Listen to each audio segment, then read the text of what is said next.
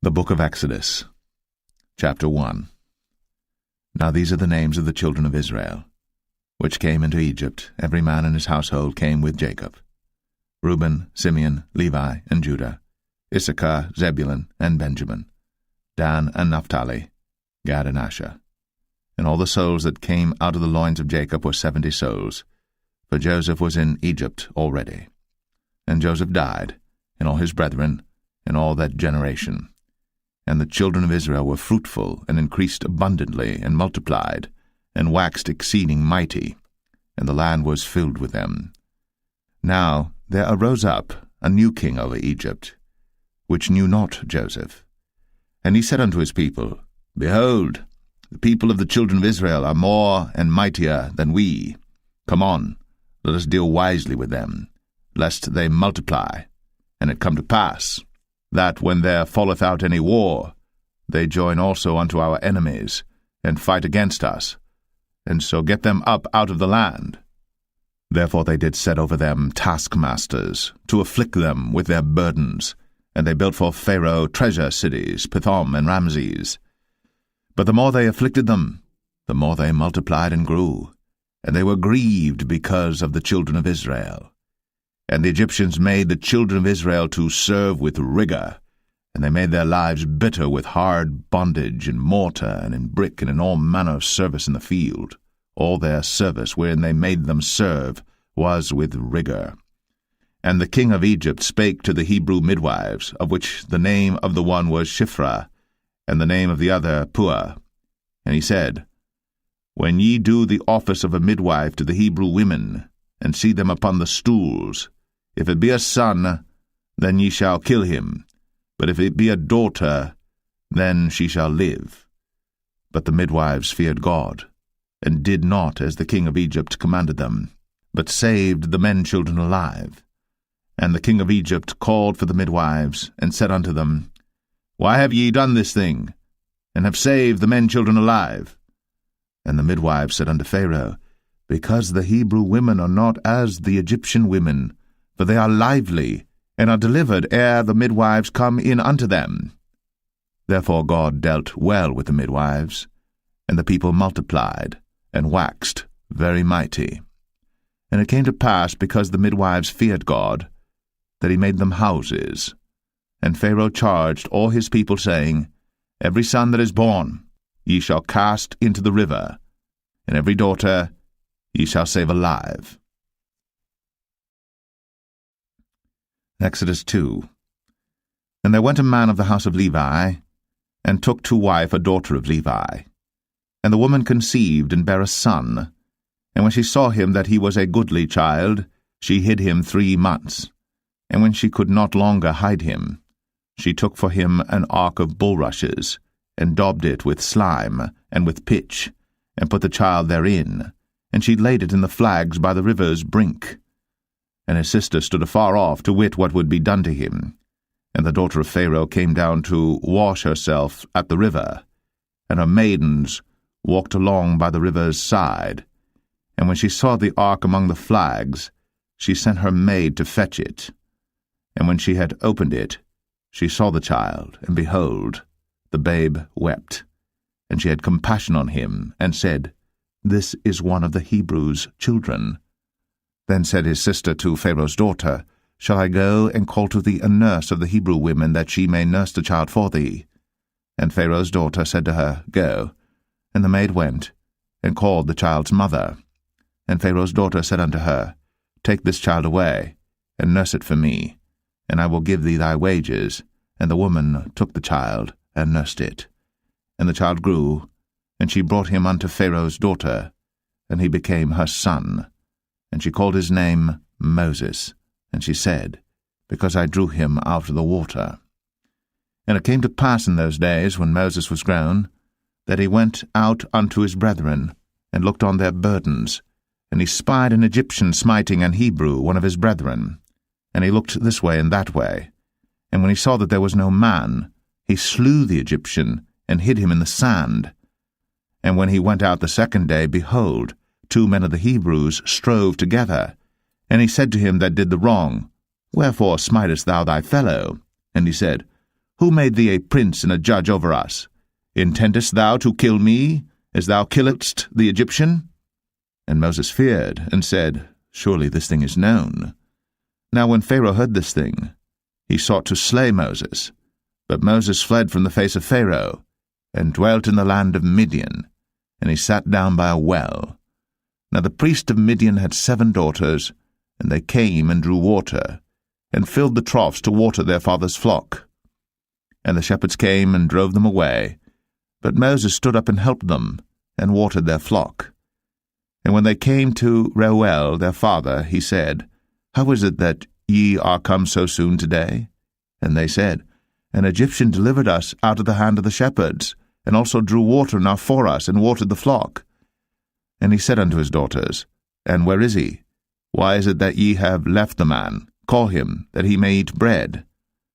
And Moses was content to dwell with the man, and he gave Moses Zipporah his daughter, and she bare him a son.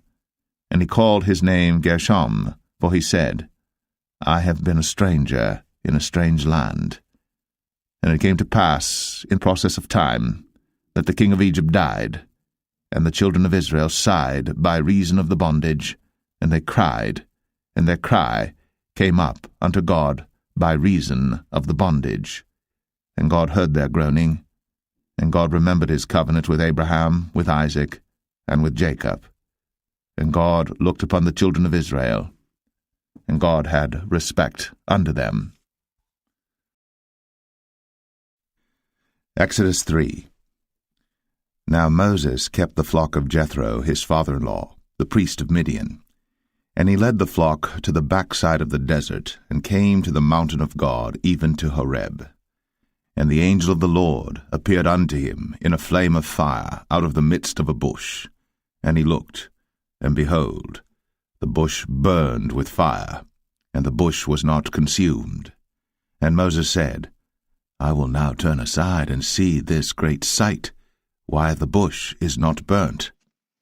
And when the Lord saw that he turned aside to see, God called unto him out of the midst of the bush, and said, Moses, Moses. And he said, Here am I. And he said, Draw not nigh hither. Put off thy shoes from off thy feet, for the place whereon thou standest is holy ground. Moreover, he said, I am the God of thy father, the God of Abraham, the God of Isaac, and the God of Jacob. And Moses hid his face, for he was afraid to look upon God. And the Lord said, I have surely seen the affliction of my people which are in Egypt, and have heard their cry by reason of their taskmasters. For I know their sorrows, and I am come down to deliver them out of the hand of the Egyptians, and to bring them up out of that land unto a good land, and a large, unto a land flowing with milk and honey, unto the place of the Canaanites, and the Hittites, and the Amorites, and the Perizzites, and the Hivites, and the Jebusites. Now therefore, behold, the cry of the children of Israel is come unto me, and I have also seen the oppression wherewith the Egyptians oppress them. Come now therefore, and I will send thee unto Pharaoh, that thou mayest bring forth my people, the children of Israel, out of Egypt. And Moses said unto God, Who am I, that I should go unto Pharaoh, and that I should bring forth the children of Israel out of Egypt? And he said, Certainly I will be with thee, and this shall be a token unto thee, that I have sent thee. When thou hast brought forth the people out of Egypt, ye shall serve God upon this mountain. And Moses said unto God, Behold, when I come unto the children of Israel, and shall say unto them, The God of your fathers has sent me unto you, and they shall say to me, What is his name? What shall I say unto them? And God said unto Moses, I am that I am. And he said, Thus shalt thou say unto the children of Israel, I am hath sent me unto you. And God said moreover unto Moses, Thus shalt thou say unto the children of Israel, The Lord God of your fathers, the God of Abraham, the God of Isaac, and the God of Jacob, hath sent me unto you. This is my name for ever, and this is my memorial unto all generations. Go and gather the elders of Israel together, and say unto them, The Lord God of your fathers, the God of Abraham, of Isaac, and of Jacob, appeared unto me, saying, I have surely visited you, and seen that which is done to you in Egypt. And I have said, I will bring you up out of the affliction of Egypt, unto the land of the Canaanites, and the Hittites, and the Amorites, and the Perizzites, and the Hivites, and the Jebusites, unto a land flowing with milk and honey. And they shall hearken to thy voice, and thou shalt come, thou and the elders of Israel, unto the king of Egypt, and ye shall say unto him, The Lord God of the Hebrews hath met with us. And now let us go, we beseech thee, 3 days' journey into the wilderness, that we may sacrifice to the Lord our God. And I am sure that the king of Egypt will not let you go, no, not by a mighty hand. And I will stretch out my hand, and smite Egypt with all my wonders which I will do in the midst thereof, and after that he will let you go. And I will give this people favor in the sight of the Egyptians, and it shall come to pass that, when ye go, ye shall not go empty. But every woman shall borrow of her neighbor, and of her that sojourneth in her house, jewels of silver, and jewels of gold, and raiment, and ye shall put them upon your sons, and upon your daughters, and ye shall spoil the Egyptians. Exodus 4. And Moses answered and said, But behold, they will not believe me, nor hearken unto my voice, for they will say, The Lord hath not appeared unto thee. And the Lord said unto him, What is that in thine hand? And he said, A rod. And he said, Cast it on the ground. And he cast it on the ground, and it became a serpent. And Moses fled from before it. And the Lord said unto Moses, Put forth thine hand, and take it by the tail. And he put forth his hand, and caught it.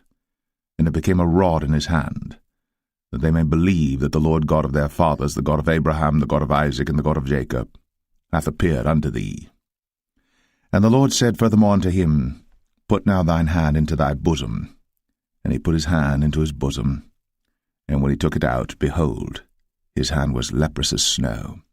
And he said, Put thine hand into thy bosom again. And he put his hand into his bosom again, and plucked it out of his bosom, and behold, it was turned again as his other flesh. And it shall come to pass, if they will not believe thee, neither hearken to the voice of the first sign, that they will believe the voice of the latter sign. And it shall come to pass, if they will not believe also these 2 signs, neither hearken unto thy voice, that thou shalt take of the water of the river, and pour it upon the dry land, and the water which thou takest out of the river shall become blood upon the dry land.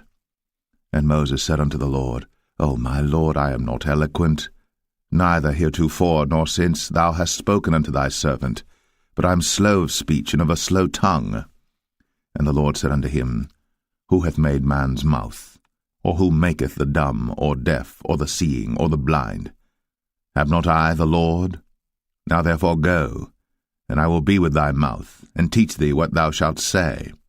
And he said, O my Lord, send, I pray thee, by the hand of him whom thou wilt send. And the anger of the Lord was kindled against Moses, and he said, Is not Aaron the Levite thy brother? I know that he can speak well, and also, behold, he cometh forth to meet thee. And when he seeth thee, he will be glad in his heart.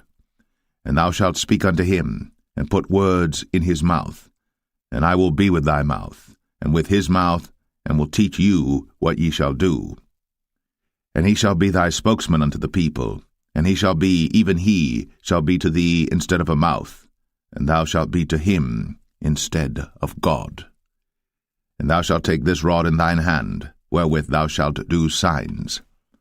And Moses went, and returned to Jethro his father-in-law, and said unto him, Let me go, I pray thee, and return unto my brethren which are in Egypt, and see whether they be yet alive. And Jethro said to Moses, Go in peace. And the Lord said unto Moses in Midian, Go, return into Egypt, for all the men are dead which sought thy life. And Moses took his wife and his sons, and set them upon an ass, and he returned to the land of Egypt. And Moses took the rod of God in his hand. And the Lord said unto Moses, When thou goest to return into Egypt, see that thou do all those wonders before Pharaoh, which I have put in thine hand. But I will harden his heart, that he shall not let the people go. And thou shalt say unto Pharaoh, Thus saith the Lord, Israel is my son, even my firstborn. And I say unto thee, Let my son go, that he may serve me. And if thou refuse to let him go, behold, I will slay thy son, even thy firstborn. And it came to pass by the way in the inn, that the Lord met him, and sought to kill him. Then Zipporah took a sharp stone, and cut off the foreskin of her son, and cast it at his feet, and said, Surely a bloody husband art thou to me. So he let him go. Then she said, A bloody husband thou art, because of the circumcision. And the Lord said to Aaron, Go into the wilderness to meet Moses. And he went, and met him in the mount of God, and kissed him. And Moses told Aaron all the words of the Lord who had sent him, and all the signs which he had commanded him. And Moses and Aaron went and gathered together all the elders of the children of Israel. And Aaron spake all the words which the Lord had spoken unto Moses, and did the signs in the sight of the people. And the people believed. And when they heard that the Lord had visited the children of Israel, and that he had looked upon their affliction, then they bowed their heads and worshipped. Exodus 5. And afterward Moses and Aaron went in, and told Pharaoh, Thus saith the Lord God of Israel, Let my people go, that they may hold a feast unto me in the wilderness. And Pharaoh said, Who is the Lord that I should obey his voice to let Israel go? I know not the Lord, neither will I let Israel go. And they said, The God of the Hebrews hath met with us. Let us go, we pray thee, 3 days' journey into the desert, and sacrifice unto the Lord our God, lest he fall upon us with pestilence, or with the sword. And the king of Egypt said unto them, Wherefore do ye, Moses and Aaron, let the people from their works get you unto your burdens. And Pharaoh said, Behold, the people of the land now are many, and ye make them rest from their burdens. And Pharaoh commanded the same day the taskmasters of the people and their officers, saying, Ye shall no more give the people straw to make brick, as heretofore. Let them go and gather straw for themselves. And the tale of the bricks which they did make heretofore ye shall lay upon them. Ye shall not diminish aught thereof. For they be idle. Therefore they cry, saying, Let us go and sacrifice to our God. Let there more work be laid upon the men, that they may labor therein, and let them not regard vain words. And the taskmasters of the people went out, and their officers, and they spake to the people, saying, Thus saith Pharaoh, I will not give you straw. Go ye, get you straw where you can find it, yet not aught of your work shall be diminished. So the people were scattered abroad throughout all the land of Egypt to gather stubble instead of straw. And the taskmasters hasted them, saying, Fulfill your works, your daily tasks, as when there was straw. And the officers of the children of Israel, which Pharaoh's taskmasters had set over them, were beaten, and demanded, Wherefore have ye not fulfilled your task in making brick both yesterday and today as heretofore? Then the officers of the children of Israel came and cried unto Pharaoh, saying, Wherefore dealest thou thus with thy servants? There is no straw given unto thy servants. And they say to us, Make brick. And behold, thy servants are beaten, but the fault is in thine own people. But he said, Ye are idle, ye are idle. Therefore ye say, Let us go and do sacrifice to the Lord. Go therefore now and work, for there shall no straw be given you. Yet shall ye deliver the tale of bricks. And the officers of the children of Israel did see that they were in evil case, after it was said, Ye shall not minish aught from your bricks of your daily task. And they met Moses and Aaron, who stood in the way, as they came forth from Pharaoh.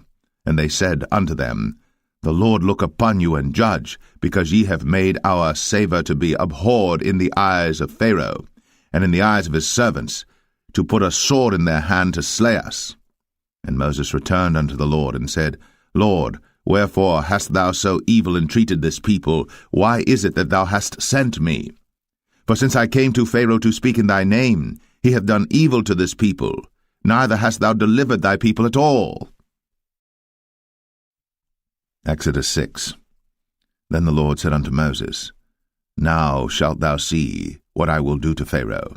For with a strong hand shall he let them go, and with a strong hand shall he drive them out of his land. And God spake unto Moses, and said unto him, I am the Lord. And I appeared unto Abraham, unto Isaac, and unto Jacob, by the name of God Almighty, but by my name Jehovah was I not known to them. And I have also established my covenant with them, to give them the land of Canaan, the land of their pilgrimage wherein they were strangers. And I have also heard the groaning of the children of Israel, whom the Egyptians keep in bondage, and I have remembered my covenant. Wherefore say unto the children of Israel, I am the Lord, and I will bring you out from under the burdens of the Egyptians, and I will rid you out of their bondage, and I will redeem you with a stretched out arm and with great judgments. And I will take you to me for a people, and I will be to you a God, and ye shall know that I am the Lord your God, which bringeth you out from under the burdens of the Egyptians. And I will bring you in unto the land concerning the which I did swear to give it to Abraham, to Isaac, and to Jacob, and I will give it you for an heritage. I am the Lord. And Moses spake so unto the children of Israel, but they hearkened not unto Moses for anguish of spirit, and for cruel bondage. And the Lord spake unto Moses, saying, Go in, speak unto Pharaoh king of Egypt, that he let the children of Israel go out of his land. And Moses spake before the Lord, saying, Behold, the children of Israel have not hearkened unto me. How then shall Pharaoh hear me, who am of uncircumcised lips? And the Lord spake unto Moses and unto Aaron, and gave them a charge unto the children of Israel, and unto Pharaoh king of Egypt, to bring the children of Israel out of the land of Egypt. These be the heads of their fathers' houses, the sons of Reuben, the firstborn of Israel, Hanok and Palu, Hezron and Carmi. These be the families of Reuben. And the sons of Simeon, Jemuel and Jamin, and Ohad and Jachin, and Zohar and Shaul the son of the Canaanitish woman. These are the families of Simeon. And these are the names of the sons of Levi according to their generations, Gershon and Kohath and Merari. And the years of the life of Levi were 137 years. The sons of Gershon, Libni and Shimei, according to their families. And the sons of Kohath, Amram and Izhar, and Hebron and Uzziel. And the years of the life of Kohath were 133 years. And the sons of Merari, Mahalai and Mushai. These are the families of Levi according to their generations. And Amram took him Jochebed, his father's sister, to wife, and she bare him, Aaron and Moses. And the years of the life of Amram were 137 years. And the sons of Izhar, Korah and Nepheg and Zichri. And the sons of Uzziel, Mishael and Elzaphan and Zithri. And Aaron took him Elisheba, daughter of Aminadab, sister of Nahshon, to wife, and she bare him Nadab and Abihu, Eleazar and Ithamar. And the sons of Korah, Asir and Elkanah and Abiasaph. These are the families of the Korhites. And Eleazar, Aaron's son, took him one of the daughters of Putiel to wife, and she bare him Phinehas. These are the heads of the fathers of the Levites according to their families. These are that Aaron and Moses, to whom the Lord said, Bring out the children of Israel from the land of Egypt, according to their armies. These are they which spake to Pharaoh king of Egypt, to bring out the children of Israel from Egypt. These are that Moses and Aaron. And it came to pass on the day when the Lord spake unto Moses in the land of Egypt, that the Lord spake unto Moses, saying, I am the Lord. Speak thou unto Pharaoh king of Egypt all that I say unto thee. And Moses said before the Lord, Behold, I am of uncircumcised lips, and how shall Pharaoh hearken unto me? Exodus 7. And the Lord said unto Moses, See, I have made thee a god to Pharaoh, and Aaron thy brother shall be thy prophet. Thou shalt speak all that I command thee, and Aaron thy brother shall speak unto Pharaoh, that he send the children of Israel out of his land. And I will harden Pharaoh's heart, and multiply my signs and my wonders in the land of Egypt. But Pharaoh shall not hearken unto you, that I may lay my hand upon Egypt, and bring forth mine armies and my people the children of Israel, out of the land of Egypt by great judgments. And the Egyptians shall know that I am the Lord, when I stretch forth mine hand upon Egypt, and bring out the children of Israel from among them. And Moses and Aaron did as the Lord commanded them, so did they. And Moses was 80 years old, and Aaron 83 years old, when they spake unto Pharaoh. And the Lord spake unto Moses and unto Aaron, saying, When Pharaoh shall speak unto you, saying, Show a miracle for you, then thou shalt say unto Aaron, Take thy rod, and cast it before Pharaoh, and it shall become a serpent. And Moses and Aaron went in unto Pharaoh, and they did so as the Lord had commanded. And Aaron cast down his rod before Pharaoh, and before his servants, and it became a serpent. Then Pharaoh also called the wise men and the sorcerers. Now the magicians of Egypt they also did in like manner with their enchantments. For they cast down every man his rod, and they became serpents. But Aaron's rod swallowed up their rods. And he hardened Pharaoh's heart, that he hearkened not unto them, as the Lord had said. And the Lord said unto Moses, Pharaoh's heart is hardened, he refuseth to let the people go. Get thee unto Pharaoh in the morning. Lo, he goeth out unto the water, and thou shalt stand by the river's brink against he come. And the rod which was turned to a serpent shalt thou take in thine hand. And thou shalt say unto him, The Lord God of the Hebrews hath sent me unto thee, saying, Let my people go, that they may serve me in the wilderness. And behold, hitherto thou wouldest not hear. Thus saith the Lord, In this thou shalt know that I am the Lord. Behold, I will smite with the rod that is in mine hand upon the waters which are in the river, and they shall be turned to blood. And the fish that is in the river shall die, and the river shall stink, and the Egyptians shall loathe to drink of the water of the river. And the Lord spake unto Moses, Say unto Aaron, Take thy rod, and stretch out thine hand upon the waters of Egypt, upon their streams, upon their rivers, and upon their ponds, and upon all their pools of water, that they may become blood, and that there may be blood throughout all the land of Egypt, both in vessels of wood and in vessels of stone. And Moses and Aaron did so, as the Lord commanded. And he lifted up the rod, and smote the waters that were in the river, in the sight of Pharaoh, and in the sight of his servants, and all the waters that were in the river were turned to blood. And the fish that was in the river died, and the river stank, and the Egyptians could not drink of the water of the river, and there was blood throughout all the land of Egypt. And the magicians of Egypt did so with their enchantments, and Pharaoh's heart was hardened, neither did he hearken unto them, as the Lord had said. And Pharaoh turned and went into his house, neither did he set his heart to this also. And all the Egyptians digged around about the river for water to drink, but they could not drink of the water of the river. And 7 days were fulfilled. After that the Lord had smitten the river. Exodus 8. And the Lord spake unto Moses, Go unto Pharaoh, and say unto him, Thus saith the Lord, Let my people go, that they may serve me. And if thou refuse to let them go, behold, I will smite all thy borders with frogs, and the river shall bring forth frogs abundantly, which shall go up and come into thine house, and into thy bedchamber, and upon thy bed, and into the house of thy servants, and upon thy people, and into thine ovens, and into thy kneading troughs. And the frogs shall come up both on thee, and upon thy people, and upon all thy servants. And the Lord spake unto Moses, Say unto Aaron, Stretch forth thine hand with thy rod over the streams, over the rivers, and over the ponds, and cause frogs to come up upon the land of Egypt. And Aaron stretched out his hand over the waters of Egypt, and the frogs came up, and covered the land of Egypt. And the magicians did so with their enchantments, and brought up frogs upon the land of Egypt. Then Pharaoh called for Moses and Aaron, and said, Entreat the Lord, that he may take away the frogs from me, and from my people, and I will let the people go, that they may do sacrifice unto the Lord. And Moses said unto Pharaoh, Glory over me. When shall I entreat for thee, and for thy servants, and for thy people, to destroy the frogs from thee, and thy houses, that they may remain in the river only? And he said, Tomorrow. And he said, Be it according to thy word, that thou mayest know that there is none like unto the Lord our God.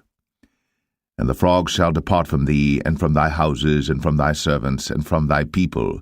They shall remain in the river only.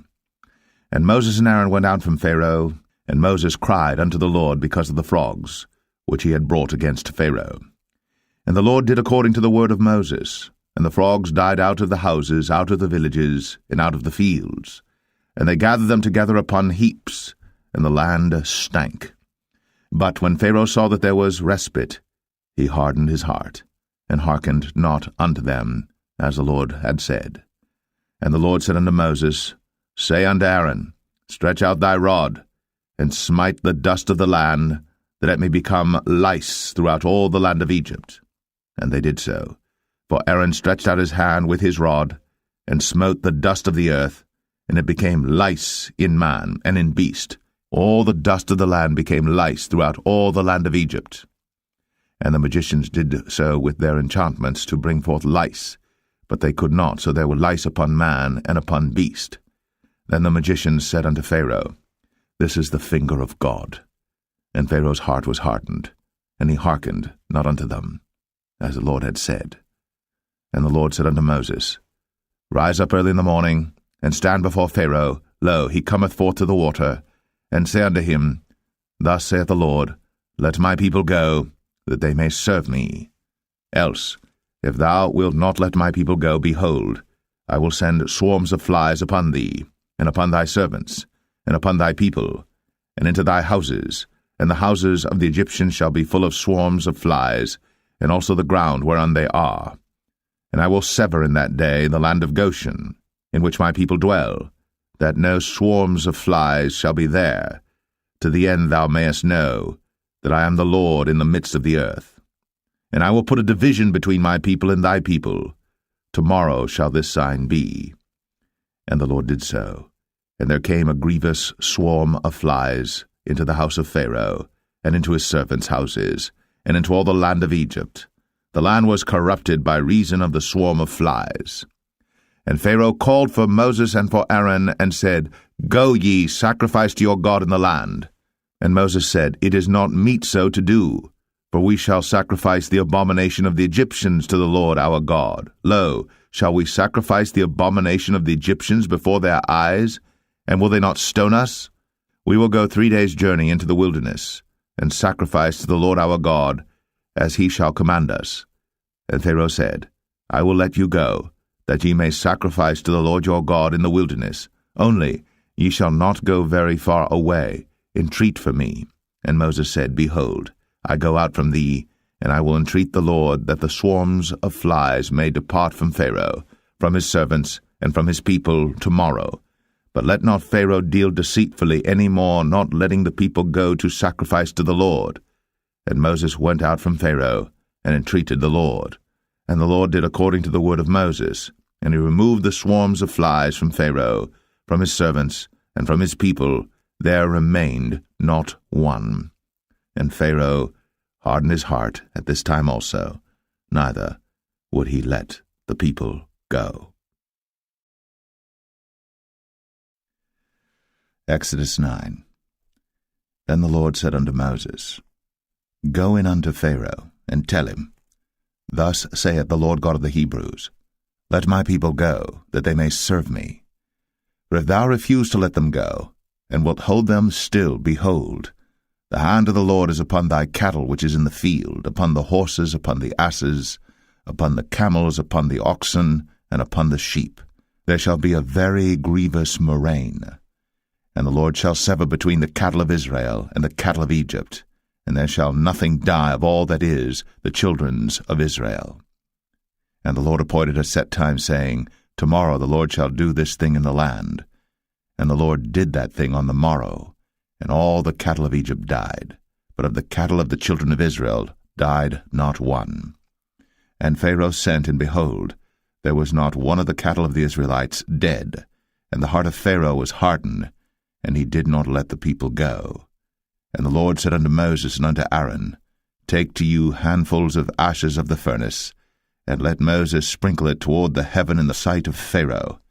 And it shall become small dust in all the land of Egypt, and shall be a boil breaking forth with blains upon man and upon beast throughout all the land of Egypt. And they took ashes of the furnace, and stood before Pharaoh. And Moses sprinkled it up toward heaven, and it became a boil, breaking forth with blains upon man and upon beast. And the magicians could not stand before Moses because of the boils, for the boil was upon the magicians and upon all the Egyptians.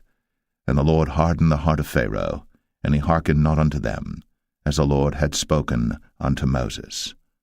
And the Lord said unto Moses, Rise up early in the morning, and stand before Pharaoh, and say unto him, Thus saith the Lord God of the Hebrews, Let my people go, that they may serve me.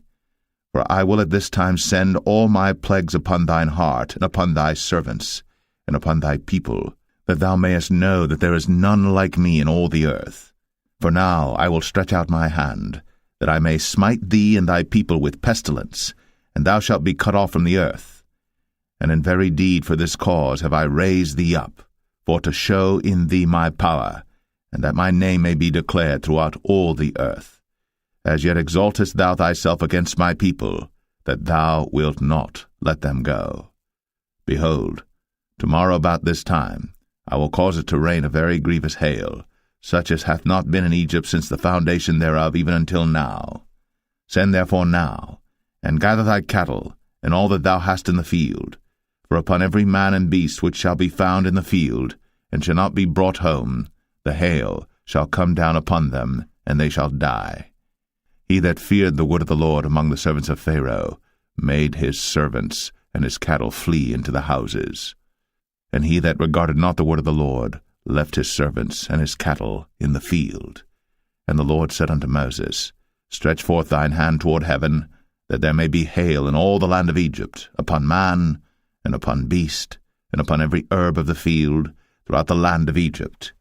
And Moses stretched forth his rod toward heaven, and the Lord sent thunder and hail, and the fire ran along upon the ground, and the Lord rained hail upon the land of Egypt. So there was hail and fire mingled with the hail, very grievous, such as there was none like it in all the land of Egypt since it became a nation.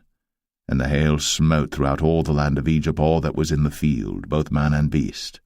And the hail smote every herb of the field, and brake every tree of the field. Only in the land of Goshen, where the children of Israel were, was there no hail. And Pharaoh sent and called for Moses and Aaron, and said unto them, I have sinned at this time. The Lord is righteous, and I and my people are wicked. Entreat the Lord, for it is enough that there be no more mighty thunderings and hail, and I will let you go, and ye shall stay no longer. And Moses said unto him, As soon as I am gone out of the city, I will spread abroad my hands unto the Lord, and the thunder shall cease, neither shall there be any more hail, that thou mayest know how that the earth is the Lord's. But as for thee and thy servants, I know that ye will not yet fear the Lord God. And the flax and the barley were smitten, for the barley was in the ear, and the flax was bold. But the wheat and the rye were not smitten, for they were not grown up. And Moses went out of the city from Pharaoh, and spread abroad his hands unto the Lord, and the thunders and hail ceased, and the rain was not poured upon the earth. And when Pharaoh saw that the rain and the hail and the thunders were ceased, he sinned yet more, and hardened his heart, he and his servants. And the heart of Pharaoh was hardened, neither would he let the children of Israel go, as the Lord had spoken by Moses. Exodus 10. And the Lord said unto Moses, Go in unto Pharaoh, for I have hardened his heart, and the heart of his servants, that I might show these my signs before him, and that thou mayest tell in the ears of thy son, and of thy son's son, what things I have wrought in Egypt, and my signs which I have done among them, that ye may know how that I am the Lord. And Moses and Aaron came in unto Pharaoh, and said unto him, Thus saith the Lord God of the Hebrews, How long wilt thou refuse to humble thyself before me? Let my people go, that they may serve me. Else, if thou refuse to let my people go, behold, tomorrow will I bring the locusts into thy coast. And they shall cover the face of the earth, that one cannot be able to see the earth. And they shall eat the residue of that which is escaped, which remaineth unto you from the hail, and shall eat every tree which groweth for you out of the field. And they shall fill thy houses, and the houses of all thy servants, and the houses of all the Egyptians, which neither thy fathers nor thy fathers' fathers have seen, since the day that they were upon the earth unto this day. And he turned himself, and went out from Pharaoh. And Pharaoh's servants said unto him, How long shall this man be a snare unto us? Let the men go, that they may serve the Lord their God. Knowest thou not yet that Egypt is destroyed? And Moses and Aaron were brought again unto Pharaoh, and he said unto them, Go, serve the Lord your God. But who are they that shall go? And Moses said, We will go with our young and with our old, with our sons and with our daughters, with our flocks and with our herds will we go, for we must hold a feast unto the Lord. And he said unto them, Let the Lord be so with you, as I will let you go, and your little ones. Look to it, for evil is before you. Not so. Go now, ye that are men, and serve the Lord, for that ye did desire. And they were driven out from Pharaoh's presence. And the Lord said unto Moses, Stretch out thine hand over the land of Egypt for the locusts, that they may come up upon the land of Egypt, and eat every herb of the land, even all that the hail hath left. And Moses stretched forth his rod over the land of Egypt, and the Lord brought an east wind upon the land all that day, and all that night. And when it was morning, the east wind brought the locusts. And the locusts went up over all the land of Egypt, and rested in all the coasts of Egypt. Very grievous were they. Before them there were no such locusts as they, neither after them shall be such. For they covered the face of the whole earth, so that the land was darkened. And they did eat every herb of the land, and all the fruit of the trees which the hail had left. And there remained not any green thing in the trees, or in the herbs of the field, through all the land of Egypt. Then Pharaoh called for Moses and Aaron in haste, and he said, I have sinned against the Lord your God and against you.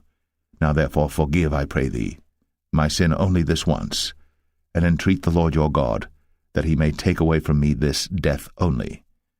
And he went out from Pharaoh, and entreated the Lord. And the Lord turned a mighty strong west wind, which took away the locusts, and cast them into the Red Sea. There remained not one locust in all the coasts of Egypt. But the Lord hardened Pharaoh's heart, so that he would not let the children of Israel go. And the Lord said unto Moses, Stretch out thine hand toward heaven, that there may be darkness over the land of Egypt, even darkness which may be felt. And Moses stretched forth his hand toward heaven, and there was a thick darkness in all the land of Egypt 3 days. They saw not one another, neither rose any from his place for 3 days. But all the children of Israel had light in their dwellings.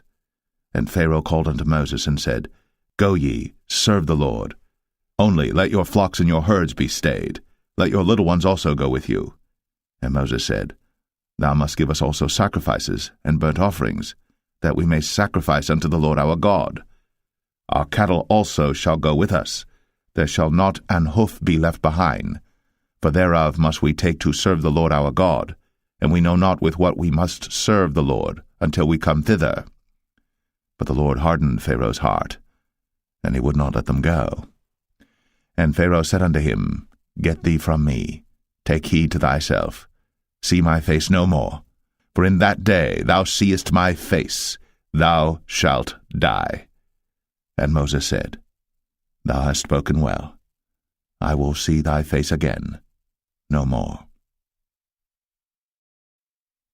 Exodus 11. And the Lord said unto Moses, Yet will I bring one plague more upon Pharaoh and upon Egypt. Afterwards he will let you go hence. When he shall let you go, he shall surely thrust you out hence altogether.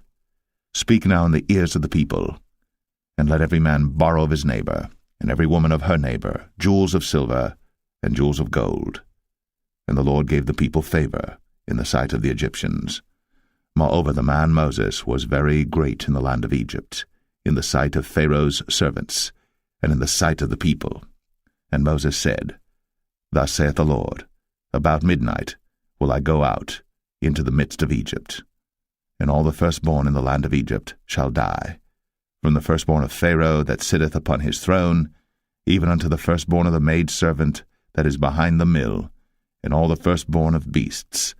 And there shall be a great cry throughout all the land of Egypt, such as there was none like it, nor shall be like it any more. But against any of the children of Israel shall not a dog move his tongue, against man or beast, that ye may know how that the Lord doth put a difference between the Egyptians and Israel.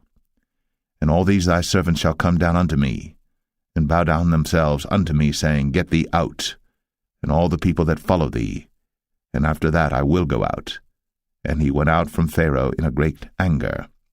And the Lord said unto Moses, Pharaoh shall not hearken unto you, that my wonders may be multiplied in the land of Egypt. And Moses and Aaron did all these wonders before Pharaoh. And the Lord hardened Pharaoh's heart, so that he would not let the children of Israel go out of his land. Exodus 12. And the Lord spake unto Moses and Aaron in the land of Egypt, saying, This month shall be unto you the beginning of months. It shall be the first month of the year to you. Speak ye unto all the congregation of Israel, saying, In the 10th day of this month they shall take to them every man a lamb, according to the house of their fathers, a lamb for an house. And if the household be too little for the lamb, let him and his neighbor next unto his house take it according to the number of the souls. Every man according to his eating shall make your count for the lamb. Your lamb shall be without blemish, a male of the first year. Ye shall take it out from the sheep or from the goats. And ye shall keep it up until the 14th day of the same month. And the whole assembly of the congregation of Israel shall kill it in the evening. And they shall take of the blood, and strike it on the 2 side posts, and on the upper door post of the houses wherein they shall eat it. And they shall eat the flesh in that night, roast with fire, and unleavened bread, and with bitter herbs they shall eat it. Eat not of it raw, nor sodden it all with water, but roast with fire, his head with his legs, and with the purtenance thereof. And ye shall let nothing of it remain until the morning. And that which remaineth of it until the morning ye shall burn with fire. And thus shall ye eat it, with your loins girded, your shoes on your feet, and your staff in your hand, and ye shall eat it in haste. It is the Lord's Passover. For I will pass through the land of Egypt this night, and will smite all the firstborn in the land of Egypt, both man and beast, and against all the gods of Egypt I will execute judgment. I am the Lord. And the blood shall be to you for a token upon the houses where ye are. And when I see the blood, I will pass over you, and the plague shall not be upon you to destroy you, when I smite the land of Egypt. And this day shall be unto you for a memorial, and ye shall keep it a feast to the Lord throughout your generations. Ye shall keep it a feast by an ordinance forever. 7 days shall ye eat unleavened bread. Even the first day ye shall put away leaven out of your houses. For whosoever eateth leavened bread from the first day until the 7th day, that soul shall be cut off from Israel. And in the first day there shall be an holy convocation, and in the 7th day there shall be an holy convocation to you. No manner of work shall be done in them, save that which every man must eat, that only may be done of you. And ye shall observe the feast of unleavened bread. For in this selfsame day have I brought your armies out of the land of Egypt. Therefore shall ye observe this day in your generations by an ordinance forever. In the 1st month, on the 14th day of the month at even, ye shall eat unleavened bread, until the 21st day of the month at even. 7 days shall there be no leaven found in your houses.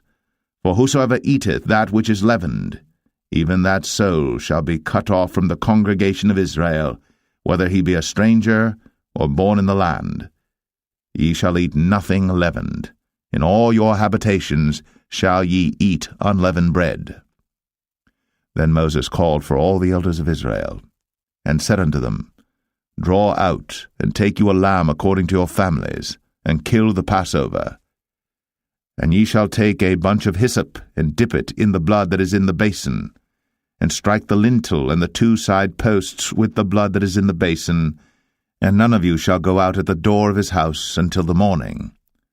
For the Lord will pass through to smite the Egyptians, and when he seeth the blood upon the lintel, and on the 2 side posts, The Lord will pass over the door, and will not suffer the destroyer to come in unto your houses to smite you. And ye shall observe this thing for an ordinance to thee and to thy sons for ever. And it shall come to pass, when ye be come to the land which the Lord will give you, according as he hath promised, that ye shall keep this service. And it shall come to pass, when your children shall say unto you, What mean ye by this service? That ye shall say, It is the sacrifice of the Lord's Passover, who passed over the houses of the children of Israel in Egypt, when he smote the Egyptians, and delivered our houses. And the people bowed the head, and worshipped. And the children of Israel went away, and did, as the Lord had commanded Moses and Aaron, so did they. And it came to pass that at midnight the Lord smote all the firstborn in the land of Egypt, from the firstborn of Pharaoh that sat on his throne unto the firstborn of the captive that was in the dungeon, and all the firstborn of cattle. And Pharaoh rose up in the night, he and all his servants and all the Egyptians, and there was a great cry in Egypt, for there was not a house where there was not one dead. And he called for Moses and Aaron by night, and said, Rise up, and get you forth from among my people, both ye and the children of Israel, and go, serve the Lord, as ye have said. Also take your flocks and your herds, as ye have said, and be gone, and bless me also. And the Egyptians were urgent upon the people, that they might send them out of the land in haste, for they said, We be all dead men. And the people took their dough before it was leavened, their kneading troughs being bound up in their clothes upon their shoulders. And the children of Israel did according to the word of Moses, and they borrowed of the Egyptians jewels of silver, and jewels of gold and raiment. And the Lord gave the people favor in the sight of the Egyptians, so that they lent unto them such things as they required, and they spoiled the Egyptians. And the children of Israel journeyed from Ramses to Succoth, about 600,000 on foot, that were men, beside children. And a mixed multitude went up also with them, and flocks and herds, even very much cattle.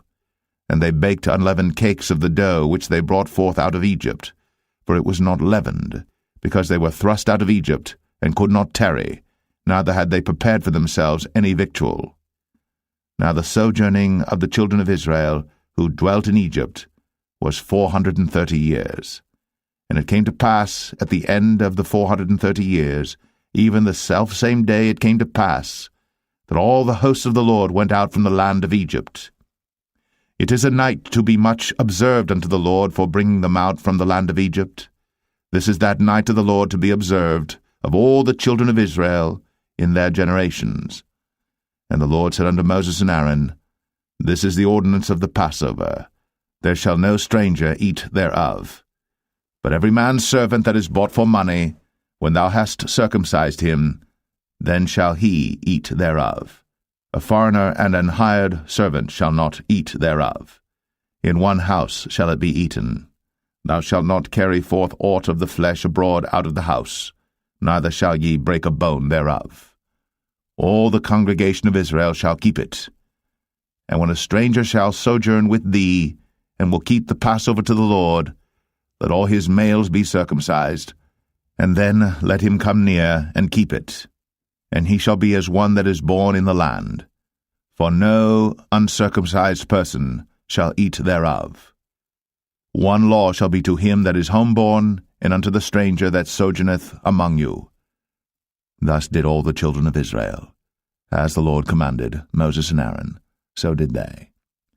And it came to pass the selfsame day, that the Lord did bring the children of Israel out of the land of Egypt by their armies. Exodus 13. And the Lord spake unto Moses, saying, Sanctify unto me all the firstborn, whatsoever openeth the womb among the children of Israel, both of man and of beast, it is mine.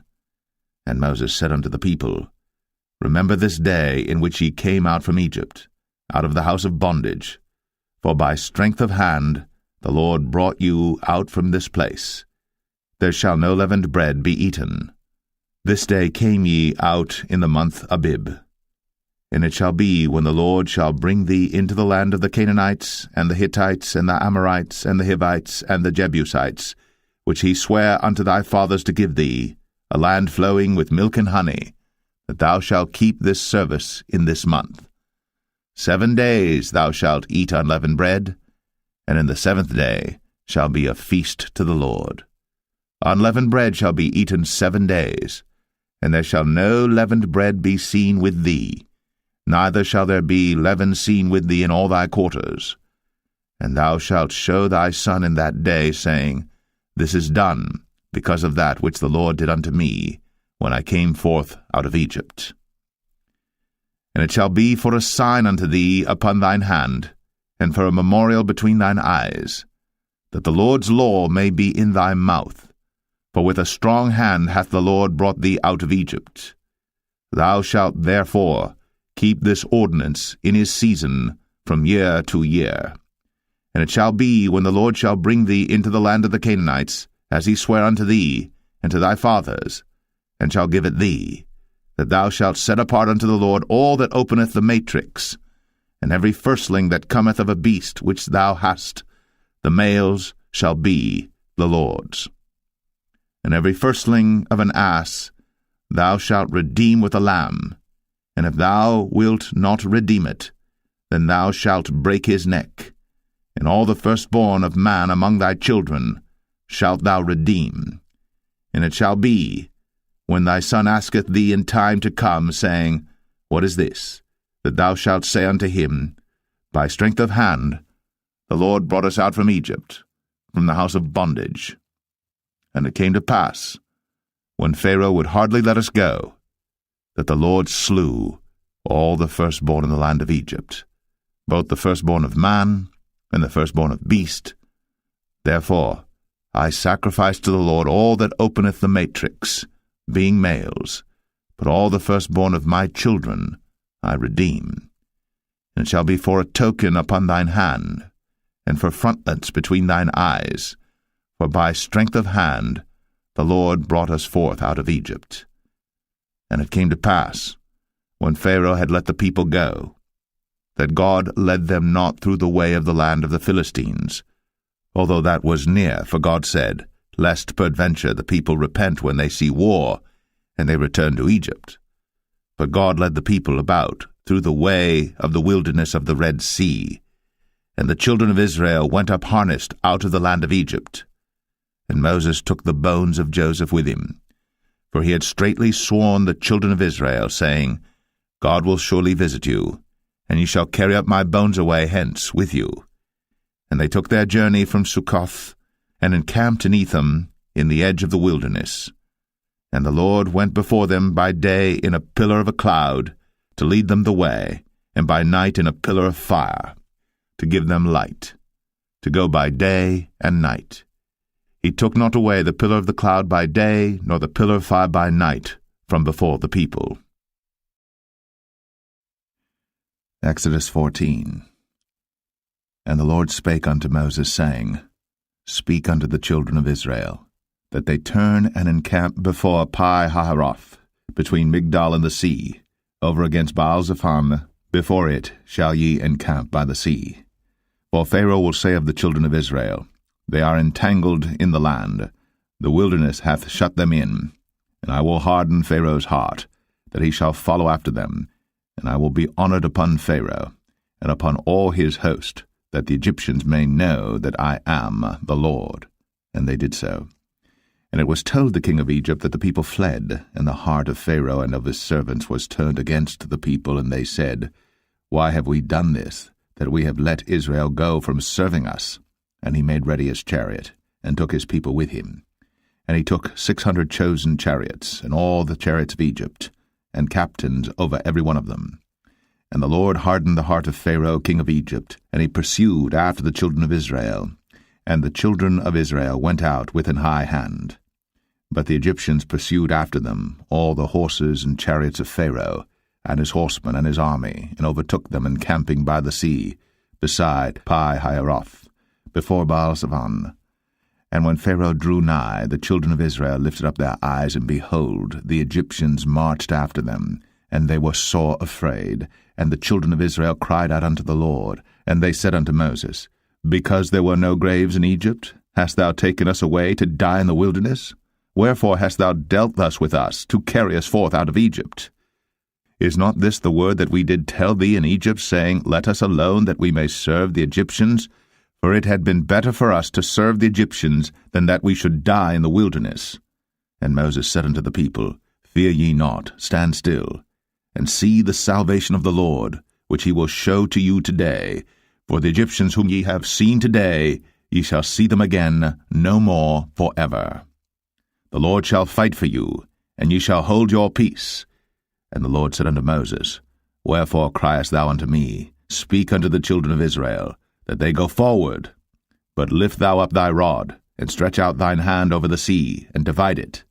And the children of Israel shall go on dry ground through the midst of the sea. And I, behold, I will harden the hearts of the Egyptians, and they shall follow them. And I will get me honor upon Pharaoh, and upon all his host, upon his chariots, and upon his horsemen. And the Egyptians shall know that I am the Lord, when I have gotten me honor upon Pharaoh, upon his chariots, and upon his horsemen. And the angel of God, which went before the camp of Israel, removed, and went behind them, and the pillar of the cloud went from before their face, and stood behind them. And it came between the camp of the Egyptians and the camp of Israel, and it was a cloud and darkness to them, but it gave light by night to these, so that the one came not near the other all the night. And Moses stretched out his hand over the sea, and the Lord caused the sea to go back by a strong east wind all that night, and made the sea dry land, and the waters were divided. And the children of Israel went into the midst of the sea upon the dry ground, and the waters were a wall unto them on their right hand and on their left. And the Egyptians pursued, and went in after them to the midst of the sea, even all Pharaoh's horses, his chariots, and his horsemen. And it came to pass that in the morning watch the Lord looked unto the host of the Egyptians through the pillar of fire and of the cloud, and troubled the host of the Egyptians, and took off their chariot wheels, that they drave them heavily, so that the Egyptians said, Let us flee from the face of Israel, for the Lord fighteth for them against the Egyptians.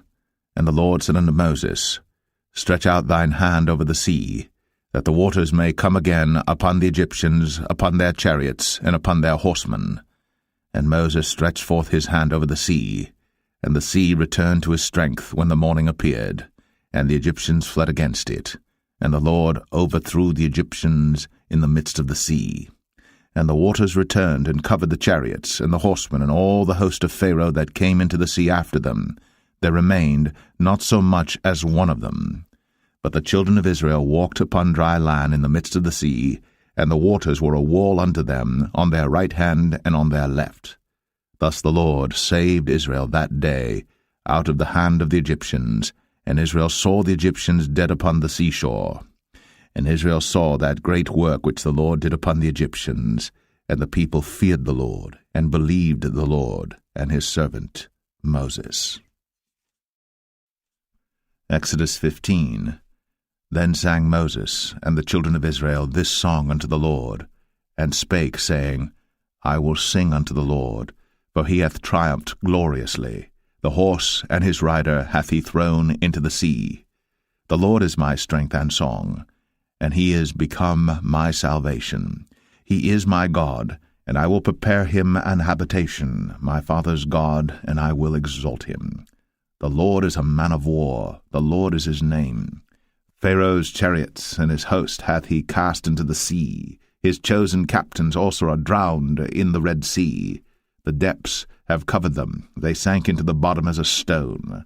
Thy right hand, O Lord, is become glorious in power. Thy right hand, O Lord, hath dashed in pieces the enemy. And in the greatness of thine excellency thou hast overthrown them that rose up against thee. Thou sentest forth thy wrath, which consumed them as stubble. And with the blast of thy nostrils the waters were gathered together. The floods stood upright as an heap, and the depths were congealed in the heart of the sea. The enemy said, I will pursue, I will overtake, I will divide the spoil. My lust shall be satisfied upon them. I will draw my sword, my hand shall destroy them.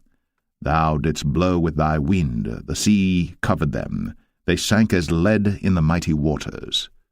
Who is like unto thee, O Lord, among the gods? Who is like thee, glorious in holiness, fearful in praises, doing wonders? Thou stretchest out thy right hand, the earth swallowed them.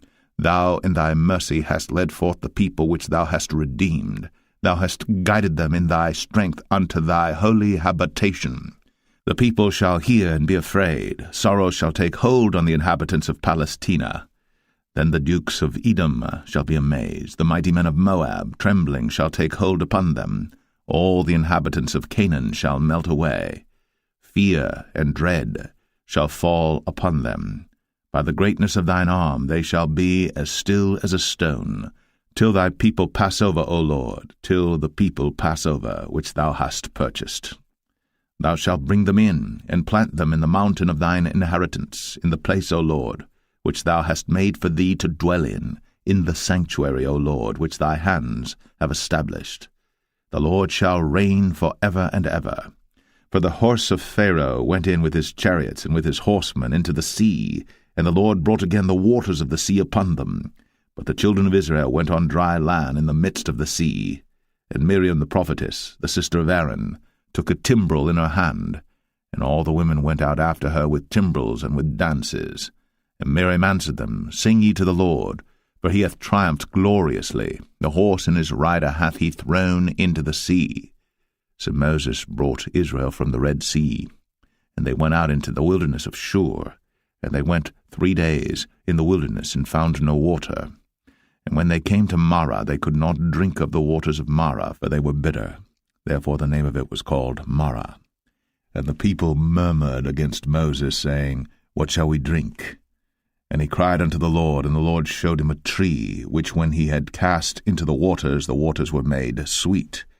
There he made for them a statute and an ordinance, and there he proved them, and said, If thou wilt diligently hearken to the voice of the Lord thy God, and wilt do that which is right in his sight, and wilt give ear to his commandments, and keep all his statutes, I will put none of these diseases upon thee, which I have brought upon the Egyptians, for I am the Lord that healeth thee. And they came to Elim, where were 12 wells of water, and 70 palm trees, and they encamped there by the waters. Exodus 16. And they took their journey from Elim, and all the congregation of the children of Israel came unto the wilderness of Sin, which is between Elim and Sinai, on the 15th day of the 2nd month, after their departing out of the land of Egypt. And the whole congregation of the children of Israel murmured against Moses and Aaron in the wilderness. And the children of Israel said unto them, Would to God we had died by the hand of the Lord in the land of Egypt, when we sat by the flesh pots, and when we did eat bread to the full. For ye have brought us forth into this wilderness to kill this whole assembly with hunger. Then said the Lord unto Moses, Behold, I will rain bread from heaven for you, and the people shall go out and gather a certain rate every day, that I may prove them, whether they will walk in my law or no. And it shall come to pass that on the 6th day they shall prepare that which they bring in, and it shall be twice as much as they gather daily. And Moses and Aaron said unto all the children of Israel, At even then you shall know that the Lord hath brought you out from the land of Egypt. And in the morning then ye shall see the glory of the Lord, for that he heareth your murmurings against the Lord. And what are we that ye murmur against us? And Moses said, This shall be when the Lord shall give you in the evening flesh to eat, and in the morning bread to the full, for that the Lord heareth your murmurings, which ye murmur against him. And what are we? Your murmurings are not against us, but against the Lord. And Moses spake unto Aaron, Say unto all the congregation of the children of Israel, Come near before the Lord, for he hath heard your murmurings. And it came to pass, as Aaron spake unto the whole congregation of the children of Israel, that they looked toward the wilderness, and behold, the glory of the Lord appeared in the cloud. And the Lord spake unto Moses, saying, I have heard the murmurings of the children of Israel. Speak unto them, saying, At even ye shall eat flesh, and in the morning ye shall be filled with bread, and ye shall know that I am the Lord your God. And it came to pass that at even the quails came up and covered the camp, and in the morning the dew lay round about the host. And when the dew that lay was gone up, behold, upon the face of the wilderness there lay a small round thing, as small as the hoarfrost on the ground. And when the children of Israel saw it, they said one to another, It is manna, for they wist not what it was. And Moses said unto them, This is the bread which the Lord hath given you to eat. This is the thing which the Lord hath commanded. Gather of it every man according to his eating, an omer for every man according to the number of your persons. Take ye every man for them which are in his tents. And the children of Israel did so, and gathered some more, some less. And when they did meet it with an omer, he that gathered much had nothing over, and he that gathered little had no lack. They gathered every man according to his eating. And Moses said, Let no man leave of it till the morning. Notwithstanding they hearkened not unto Moses, but some of them left of it until the morning, and it bred worms, and stank. And Moses was wroth with them. And they gathered it every morning, every man according to his eating. And when the sun waxed hot, it melted. And it came to pass that on the 6th day they gathered twice as much bread, 2 omers for one man. And all the rulers of the congregation came and told Moses. And he said unto them, This is that which the Lord hath said. Tomorrow is the rest of the holy Sabbath unto the Lord. Bake that which ye shall bake today, and seethe that ye will seethe, and that which remaineth over lay up for you to be kept until the morning. And they laid it up till the morning, as Moses bade, and it did not stink, neither was there any worm therein. And Moses said, Eat that today, for today is a Sabbath unto the Lord. Today ye shall not find it in the field. 6 days ye shall gather it, but on the 7th day, which is the Sabbath, in it there shall be none. And it came to pass that there went out some of the people on the 7th day for to gather, and they found none. And the Lord said unto Moses, How long refuse ye to keep my commandments and my laws? See, for that the Lord hath given you the Sabbath. Therefore he giveth you on the 6th day the bread of 2 days. Abide ye every man in his place. Let no man go out of his place on the 7th day. So the people rested on the 7th day. And the house of Israel called the name thereof manna. And it was like coriander seed, white, and the taste of it was like wafers made with honey. And Moses said, This is the thing which the Lord commandeth. Fill an omer of it to be kept for your generations, that they may see the bread wherewith I have fed you in the wilderness, when I brought you forth from the land of Egypt. And Moses said unto Aaron, Take a pot, and put an omer full of manna therein, and lay it up before the Lord, to be kept for your generations. As the Lord commanded Moses, so Aaron laid it up before the testimony to be kept. And the children of Israel did eat manna 40 years, until they came to a land inhabited. They did eat manna until they came unto the borders of the land of Canaan. Now an omer is the 10th part of an ephah. Exodus 17. And all the congregation of the children of Israel journeyed from the wilderness of Sin after their journeys, according to the commandment of the Lord, and pitched in Rephidim. And there was no water for the people to drink. Wherefore the people did chide with Moses, and said, Give us water that we may drink. And Moses said unto them, Why chide ye with me? Wherefore do ye tempt the Lord? And the people thirsted there for water. And the people murmured against Moses, and said, Wherefore is this that thou hast brought us up out of Egypt, to kill us, and our children, and our cattle with thirst? And Moses cried unto the Lord, saying, What shall I do unto this people? They be almost ready to stone me. And the Lord said unto Moses, Go on before the people, and take with thee of the elders of Israel, and thy rod wherewith thou smotest the river, take in thine hand, and go. Behold, I will stand before thee there upon the rock in Horeb, and thou shalt smite the rock. And there shall come water out of it, that the people may drink.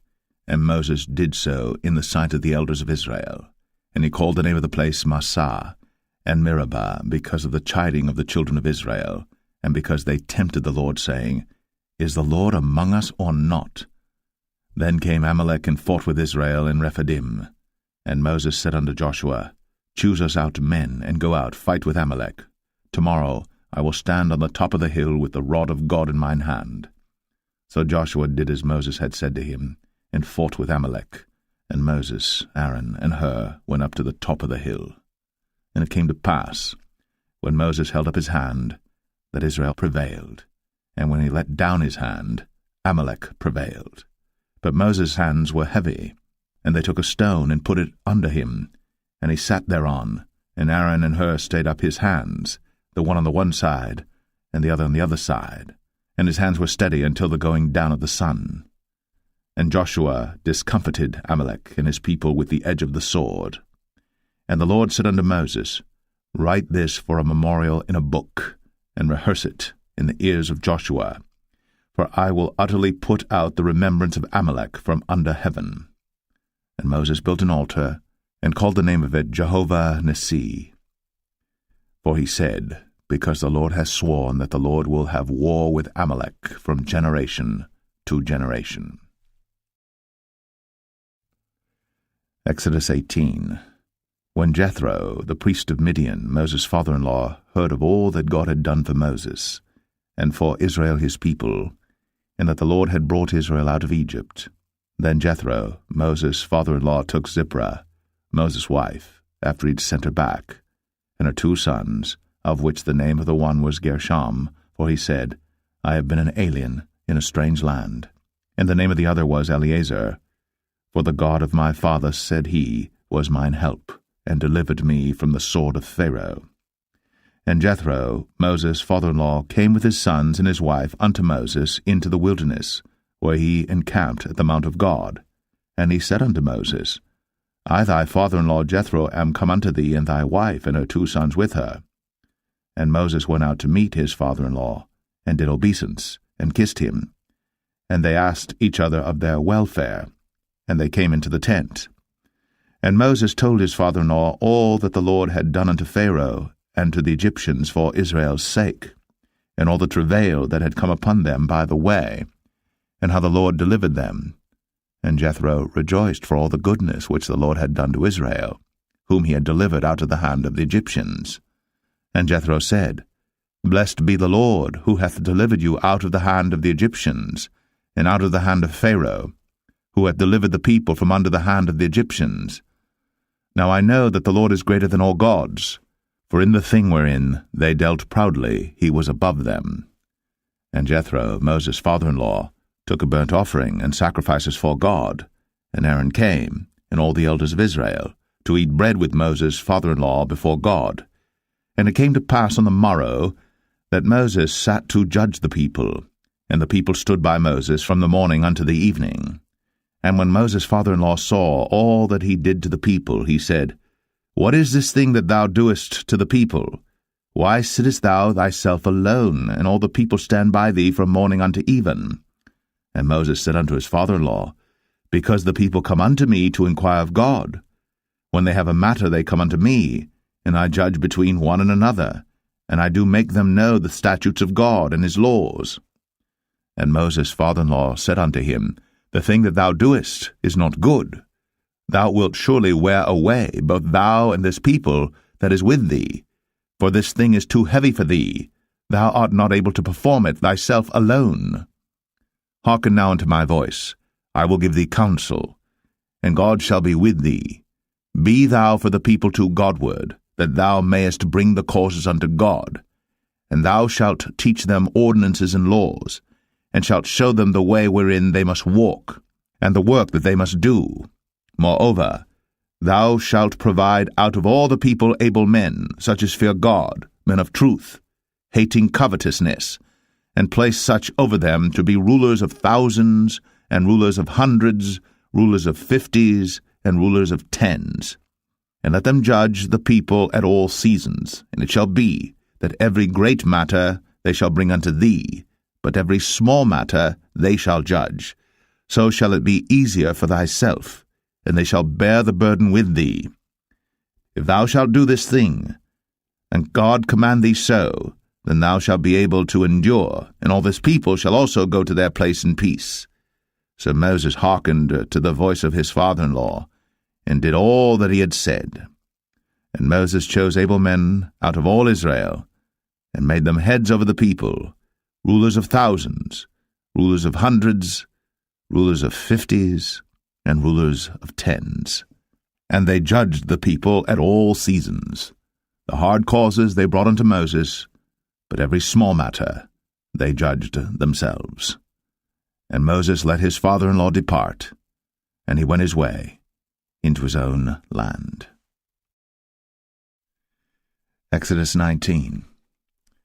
In the 3rd month, when the children of Israel were gone forth out of the land of Egypt, the same day came they into the wilderness of Sinai, but they were departed from Rephidim, and were come to the desert of Sinai, and had pitched in the wilderness, and there Israel camped before the mount. And Moses went up unto God, and the Lord called unto him out of the mountain, saying, Thus shalt thou say to the house of Jacob, and tell the children of Israel, Ye have seen what I did unto the Egyptians, and how I bare you on eagle's wings, and brought you unto myself.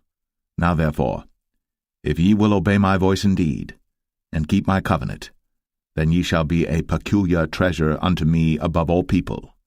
For all the earth is mine, and ye shall be unto me a kingdom of priests, and an holy nation. These are the words which thou shalt speak unto the children of Israel. And Moses came and called for the elders of the people, and laid before their faces all these words which the Lord commanded him. And all the people answered together, and said, All that the Lord hath spoken we will do. And Moses returned the words of the people unto the Lord. And the Lord said unto Moses, Lo, I come unto thee in a thick cloud, that the people may hear when I speak with thee, and believe thee for ever. And Moses told the words of the people unto the Lord. And the Lord said unto Moses, Go unto the people, and sanctify them today and tomorrow, and let them wash their clothes, and be ready against the 3rd day. For the 3rd day the Lord will come down in the sight of all the people upon Mount Sinai. And thou shalt set bounds unto the people round about, saying, Take heed to yourselves, that ye go not up into the mount, or touch the border of it. Whosoever toucheth the mount shall be surely put to death. There shall not an hand touch it, but he shall surely be stoned, or shot through, whether it be beast or man, it shall not live.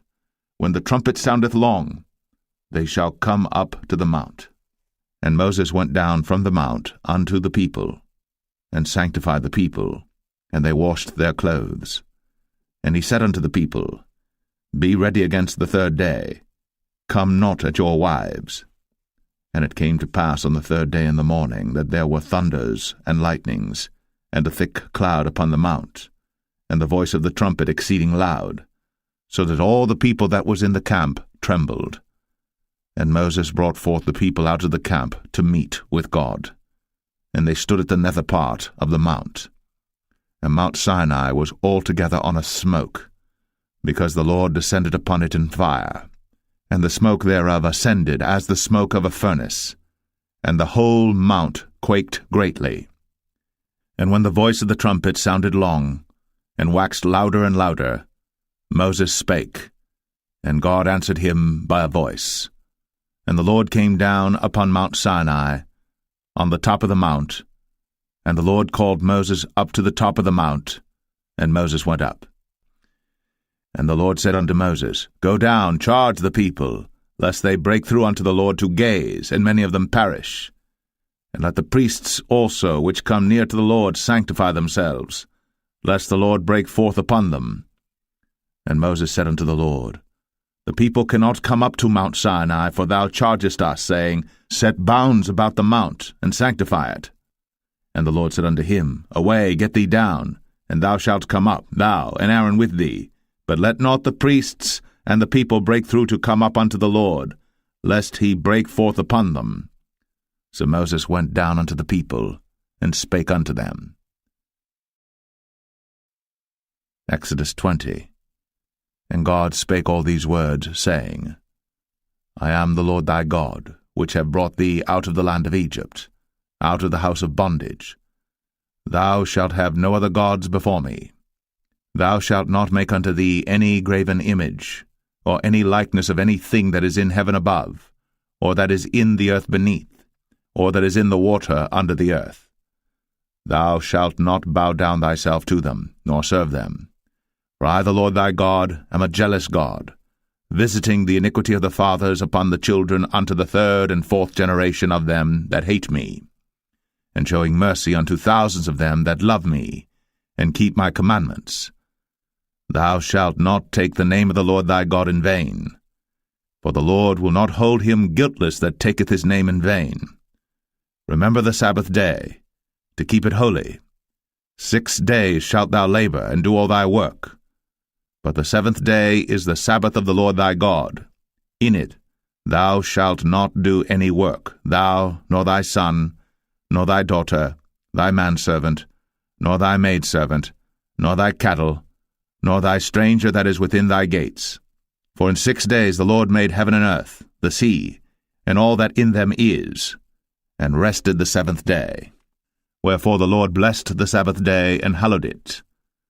Honor thy father and thy mother, that thy days may be long upon the land which the Lord thy God giveth thee.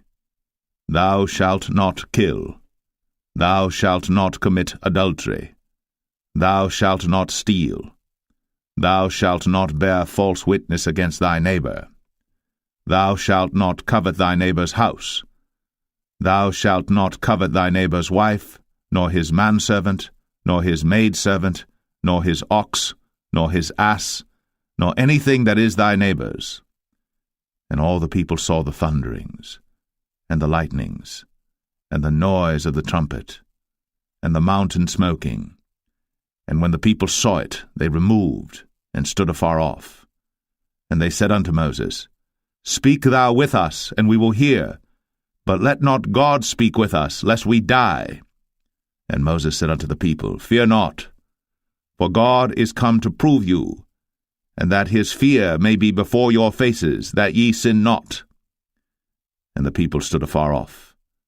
And Moses drew near unto the thick darkness where God was. And the Lord said unto Moses, Thus thou shalt say unto the children of Israel, Ye have seen that I have talked with you from heaven. Ye shall not make with me gods of silver, neither shall ye make unto you gods of gold. An altar of earth thou shalt make unto me, and shalt sacrifice thereon thy burnt offerings, and thy peace offerings, thy sheep and thine oxen. In all places where I record my name I will come unto thee, and I will bless thee. And if thou wilt make me an altar of stone, thou shalt not build it of hewn stone, for if thou lift up thy tool upon it, thou hast polluted it. Neither shalt thou go up by steps unto mine altar, that thy nakedness be not discovered thereon. Exodus 21. Now these are the judgments which thou shalt set before them. If thou buy an Hebrew servant, 6 years he shall serve, and in the 7th he shall go out free for nothing. If he came in by himself, he shall go out by himself. If he were married, then his wife shall go out with him. If his master have given him a wife, and she have borne him sons or daughters, the wife and her children shall be her master's, and he shall go out by himself. And if the servant shall plainly say, I love my master, my wife, and my children, I will not go out free, then his master shall bring him unto the judges. He shall also bring him to the door, or unto the doorpost, and his master shall bore his ear through with an awl, and he shall serve him forever.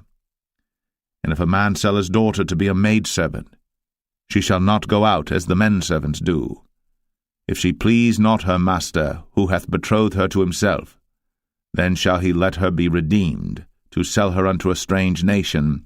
He shall have no power, seeing he hath dealt deceitfully with her. And if he have betrothed her unto his son, he shall deal with her after the manner of daughters.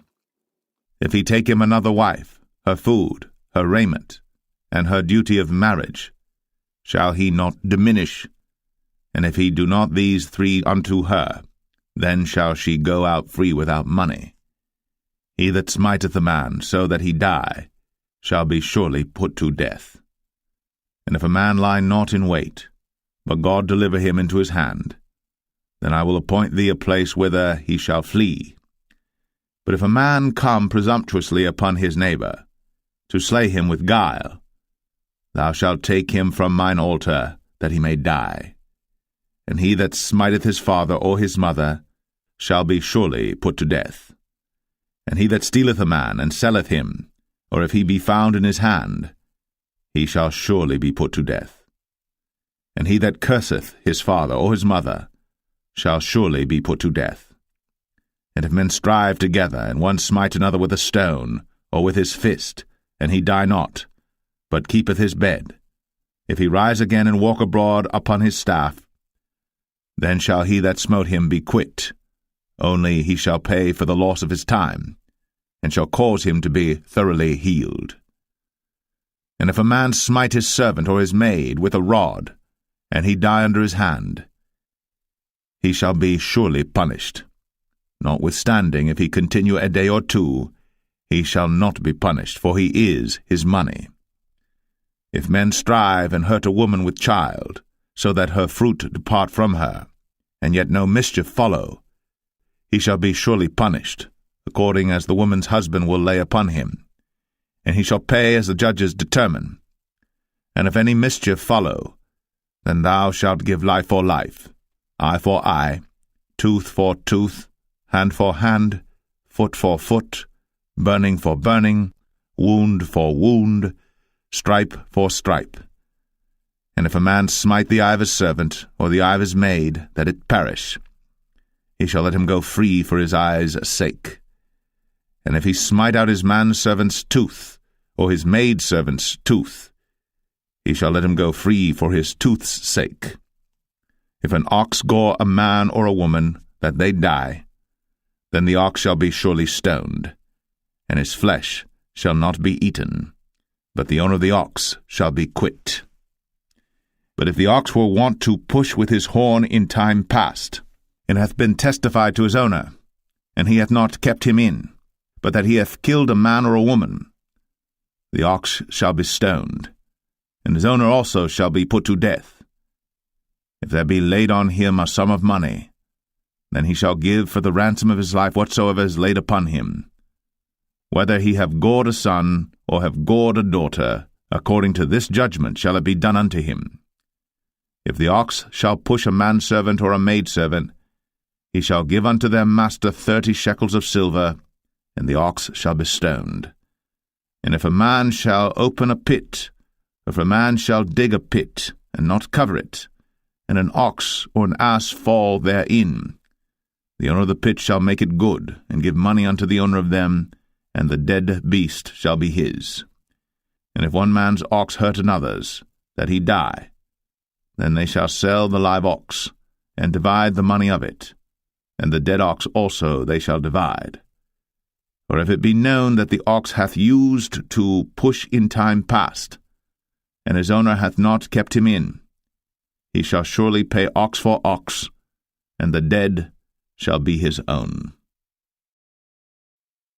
Exodus 22. If a man shall steal an ox or a sheep and kill it or sell it, he shall restore 5 oxen for an ox and 4 sheep for a sheep. If a thief be found breaking up, and be smitten that he die, there shall no blood be shed for him. If the sun be risen upon him, there shall be blood shed for him, for he should make full restitution. If he have nothing, then he shall be sold for his theft. If the theft be certainly found in his hand alive, whether it be ox or ass or sheep, he shall restore double. If a man shall cause a field or vineyard to be eaten, and shall put in his beast, and shall feed in another man's field, of the best of his own field and of the best of his own vineyard, shall he make restitution. If fire break out and catch in thorns, so that stacks of corn or the standing corn of the field be consumed therewith, he that kindle the fire shall surely make restitution. If a man shall deliver unto his neighbor money or stuff to keep, and it be stolen out of the man's house, if the thief be found, let him pay double. If the thief be not found, then the master of the house shall be brought unto the judges to see whether he have put his hand unto his neighbour's goods. For all manner of trespass, whether it be for ox, for ass, for sheep, for raiment, or for any manner of lost thing, which another challengeth to be his, the cause of both parties shall come before the judges, and whom the judges shall condemn, he shall pay double unto his neighbour. If a man deliver unto his neighbour an ass, or an ox, or a sheep, or any beast to keep, and it die, or be hurt, or driven away, no man seeing it, then shall an oath of the Lord be between them both, that he hath not put his hand unto his neighbour's goods, and the owner of it shall accept thereof, and he shall not make it good. And if it be stolen from him, he shall make restitution unto the owner thereof. If it be torn in pieces, then let him bring it for witness, and he shall not make good that which was torn. And if a man borrow aught of his neighbour, and it be hurt or die, the owner thereof being not with it, he shall surely make it good. But if the owner thereof be with it, he shall not make it good. If it be an hired thing, it came for his hire. And if a man entice a maid that is not betrothed, and lie with her, he shall surely endow her to be his wife. If her father utterly refuse to give her unto him, he shall pay money according to the dowry of virgins. Thou shalt not suffer a witch to live. Whosoever lieth with a beast shall surely be put to death. He that sacrificeth unto any god, save unto the Lord only, he shall be utterly destroyed. Thou shalt neither vex a stranger nor oppress him, for ye were strangers in the land of Egypt. Ye shall not afflict any widow or fatherless child. If thou afflict them in any wise, and they cry at all unto me, I will surely hear their cry, and my wrath shall wax hot, and I will kill you with the sword, and your wives shall be widows, and your children fatherless. If thou lend money to any of my people that is poor by thee, thou shalt not be to him as an usurer, neither shalt thou lay upon him usury. If thou at all take thy neighbour's raiment to pledge, thou shalt deliver it unto him by that the sun goeth down. For that is his covering only, it is his raiment for his skin, wherein shall he sleep. And it shall come to pass, when he crieth unto me, that I will hear, for I am gracious. Thou shalt not revile the gods, nor curse the ruler of thy people. Thou shalt not delay to offer the first of thy ripe fruits, and of thy liquors, the firstborn of thy sons shalt thou give unto me. Likewise shalt thou do with thine oxen, and with thy sheep. 7 days it shall be with his dam. On the 8th day thou shalt give it me. And ye shall be holy men unto me. Neither shall ye eat any flesh that is torn of beasts in the field. Ye shall cast it to the dogs. Exodus 23. Thou shalt not raise a false report. Put not thine hand with the wicked to be an unrighteous witness. Thou shalt not follow a multitude to do evil. Neither shalt thou speak in a cause to decline after many to wrest judgment. Neither shalt thou countenance a poor man in his cause. If thou meet thine enemy's ox or his ass going astray, thou shalt surely bring it back to him again. If thou see the ass of him that hateth thee lying under his burden, and wouldest forbear to help him, thou shalt surely help with him. Thou shalt not wrest the judgment of thy poor in his cause. Keep thee far from a false matter, and the innocent and righteous slay thou not, for I will not justify the wicked. And thou shalt take no gift, for the gift blindeth the wise, and perverteth the words of the righteous. Also, thou shalt not oppress a stranger. For ye know the heart of a stranger, seeing ye were strangers in the land of Egypt. And 6 years thou shalt sow thy land, and shalt gather in the fruits thereof. But the 7th year thou shalt let it rest and lie still, that the poor of thy people may eat, and what they leave the beasts of the field shall eat. In like manner thou shalt deal with thy vineyard, and with thy oliveyard. 6 days thou shalt do thy work, and on the 7th day thou shalt rest, that thine ox and thine ass may rest, and the son of thy handmaid, and the stranger may be refreshed. And in all things that I have said unto you be circumspect, and make no mention of the name of other gods, neither let it be heard out of thy mouth. 3 times thou shalt keep a feast unto me in the year. Thou shalt keep the feast of unleavened bread. Thou shalt eat unleavened bread 7 days, as I commanded thee, in the time appointed of the month Abib. For in it thou camest out from Egypt, and none shall appear before me empty. And the feast of harvest, the firstfruits of thy labours, which thou hast sown in the field, and the feast of ingathering, which is in the end of the year, when thou hast gathered in thy labours out of the field. 3 times in the year all thy males shall appear before the Lord God. Thou shalt not offer the blood of my sacrifice with leavened bread, neither shall the fat of my sacrifice remain until the morning. The first of the firstfruits of thy land thou shalt bring into the house of the Lord thy God. Thou shalt not see the kid in his mother's milk. Behold, I send an angel before thee, to keep thee in the way, and to bring thee into the place which I have prepared. Beware of him, and obey his voice. Provoke him not, for he will not pardon your transgressions, for my name is in him. But if thou shalt indeed obey his voice, and do all that I speak, then I will be an enemy unto thine enemies, and an adversary unto thine adversaries. For mine angel shall go before thee, and bring thee in unto the Amorites, and the Hittites, and the Perizzites, and the Canaanites, the Hivites, and the Jebusites, and I will cut them off. Thou shalt not bow down to their gods, nor serve them, nor do after their works, but thou shalt utterly overthrow them, and quite break down their images. And ye shall serve the Lord your God, and he shall bless thy bread and thy water, and I will take sickness away from the midst of thee. There shall nothing cast their young, nor be barren in thy land. The number of thy days I will fulfill.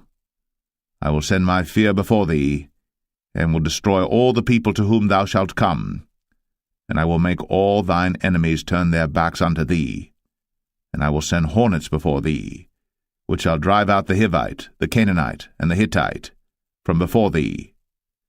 I will not drive them out from before thee in 1 year, lest the land become desolate, and the beasts of the field multiply against thee. By little and little I will drive them out from before thee, until thou be increased and inherit the land. And I will set thy bounds from the Red Sea even unto the sea of the Philistines, and from the desert unto the river. For I will deliver the inhabitants of the land into your hand, and thou shalt drive them out before thee. Thou shalt make no covenant with them, nor with their gods. They shall not dwell in thy land, lest they make thee sin against me. For if thou serve their gods, it will surely be a snare unto thee. Exodus 24. And he said unto Moses, Come up unto the Lord, thou and Aaron, Nadab and Abihu, and 70 of the elders of Israel, and worship ye afar off. And Moses alone shall come near the Lord, but they shall not come nigh, neither shall the people go up with him. And Moses came, and told the people all the words of the Lord, and all the judgments, and all the people answered with one voice, and said, All the words which the Lord hath said will we do. And Moses wrote all the words of the Lord, and rose up early in the morning, and builded an altar under the hill, and 12 pillars according to the 12 tribes of Israel. And he sent young men of the children of Israel, which offered burnt offerings, and sacrificed peace offerings of oxen unto the Lord. And Moses took half of the blood, and put it in basins, and half of the blood he sprinkled on the altar. And he took the book of the covenant, and read in the audience of the people, and they said, All that the Lord hath said will we do, and be obedient. And Moses took the blood, and sprinkled it on the people, and said, Behold, the blood of the covenant which the Lord hath made with you concerning all these words. Then went up Moses, and Aaron, Nadab and Abihu, and 70 of the elders of Israel. And they saw the God of Israel, And there was under his feet as it were a paved work of a sapphire stone, and as it were the body of heaven in his clearness. And upon the nobles of the children of Israel he laid not his hand. Also they saw God, and did eat and drink. And the Lord said unto Moses, Come up to me into the mount, and be there. And I will give thee tables of stone, and a law and commandments which I have written, that thou mayest teach them. And Moses rose up, and his minister Joshua. And Moses went up into the mount of God. And he said unto the elders, Tarry ye here for us, until we come again unto you. And behold, Aaron and Hur are with you. If any man have any matters to do, let him come unto them. And Moses went up into the mount, and a cloud covered the mount. And the glory of the Lord abode upon Mount Sinai, and the cloud covered it 6 days. And the 7th day he called unto Moses out of the midst of the cloud. And the sight of the glory of the Lord was like devouring fire on the top of the mount in the eyes of the children of Israel. And Moses went into the midst of the cloud, and gat him up into the mount. And Moses was in the mount 40 days and 40 nights. Exodus 25. And the Lord spake unto Moses, saying, Speak unto the children of Israel, that they bring me an offering of every man that giveth it willingly with his heart. Ye shall take my offering. And this is the offering which ye shall take of them, gold, and silver, and brass, and blue, and purple, and scarlet, and fine linen, and goat's hair, and rams' skins dyed red, and badgers' skins, and shittim wood, oil for the light, spices for anointing oil, and for sweet incense, onyx stones, and stones to be set in the ephod, and in the breastplate. And let them make me a sanctuary, that I may dwell among them, according to all that I show thee, after the pattern of the tabernacle, and the pattern of all the instruments thereof, even so shall ye make it. And they shall make an ark of shittim wood. 2 cubits and a half shall be the length thereof, and 1 cubit and a half the breadth thereof, and 1 cubit and a half the height thereof. And thou shalt overlay it with pure gold, within and without shalt thou overlay it, and shalt make upon it a crown of gold round about. And thou shalt cast 4 rings of gold for it, and put them in the 4 corners thereof, and 2 rings shall be in the one side of it, and 2 rings in the other side of it. And thou shalt make staves of shittim wood, and overlay them with gold. And thou shalt put the staves into the rings by the sides of the ark, that the ark may be borne with them. The staves shall be in the rings of the ark, they shall not be taken from it. And thou shalt put into the ark the testimony which I shall give thee. And thou shalt make a mercy seat of pure gold. 2 cubits and a half shall be the length thereof, and 1 cubit and a half the breadth thereof. And thou shalt make 2 cherubims of gold. Of beaten work shalt thou make them, in the 2 ends of the mercy seat. And make 1 cherub on the one end, and the other cherub on the other end. Even of the mercy seat shall ye make the cherubims on the 2 ends thereof. And the cherubims shall stretch forth their wings on high, covering the mercy seat with their wings, and their faces shall look one to another. Toward the mercy seat shall the faces of the cherubims be. And thou shalt put the mercy seat above upon the ark, and in the ark thou shalt put the testimony that I shall give thee. And there I will meet with thee, and I will commune with thee from above the mercy seat, from between the 2 cherubims which are upon the ark of the testimony, of all things which I will give thee in commandment unto the children of Israel. Thou shalt also make a table of shittim wood. 2 cubits shall be the length thereof, and 1 cubit the breadth thereof, and 1 cubit and a half the height thereof. And thou shalt overlay it with pure gold, and make thereto a crown of gold round about. And thou shalt make unto it a border of an handbreadth round about, and thou shalt make a golden crown to the border thereof round about. And thou shalt make for it 4 rings of gold, and put the rings in the 4 corners that are on the 4 feet thereof. Over against the border shall the rings be for places of the staves to bear the table. And thou shalt make the staves of shittim wood, and overlay them with gold, that the table may be borne with them. And thou shalt make the dishes thereof, and spoons thereof, and covers thereof, and bowls thereof, to cover withal, of pure gold shalt thou make them. And thou shalt set upon the table showbread before me always. And thou shalt make a candlestick of pure gold. Of beaten work shall the candlestick be made. His shaft and his branches, his bowls, his knobs and his flowers shall be of the same. And 6 branches shall come out of the sides of it, 3 branches of the candlestick out of the one side, and 3 branches of the candlestick out of the other side. 3 bowls made like unto almonds, with a knob and a flower in one branch, and 3 bowls made like almonds in the other branch, with a knob and a flower. So in the 6 branches that come out of the candlestick. And in the candlestick shall be 4 bowls made like unto almonds, with their knobs and their flowers. And there shall be a knob under 2 branches of the same, and a knob under 2 branches of the same, and a knob under 2 branches of the same, according to the 6 branches that proceed out of the candlestick. Their knobs and their branches shall be of the same. All it shall be one beaten work of pure gold. And thou shalt make the 7 lamps thereof, and they shall light the lamps thereof, that they may give light over against it, and the tongs thereof, and the snuff dishes thereof, shall be of pure gold. Of a talent of pure gold shall he make it with all these vessels. And look that thou make them after their pattern which was shown thee in the mount. Exodus 26. Moreover, thou shalt make the tabernacle with 10 curtains of fine twined linen, and blue, and purple, and scarlet. With cherubims of cunning work shalt thou make them. The length of one curtain shall be 28 cubits, and the breadth of one curtain 4 cubits, and every one of the curtains shall have one measure. The 5 curtains shall be coupled together one to another, and other 5 curtains shall be coupled one to another. And thou shalt make loops of blue upon the edge of the one curtain, from the selvage in the coupling. And likewise shalt thou make in the uttermost edge of another curtain, in the coupling of the second. 50 loops shalt thou make in the one curtain, and 50 loops shalt thou make in the edge of the curtain that is in the coupling of the second, that the loops may take hold one of another. And thou shalt make 50 taches of gold, and couple the curtains together with the taches, and it shall be one tabernacle. And thou shalt make curtains of goat's hair to be a covering upon the tabernacle. 11 curtains shalt thou make.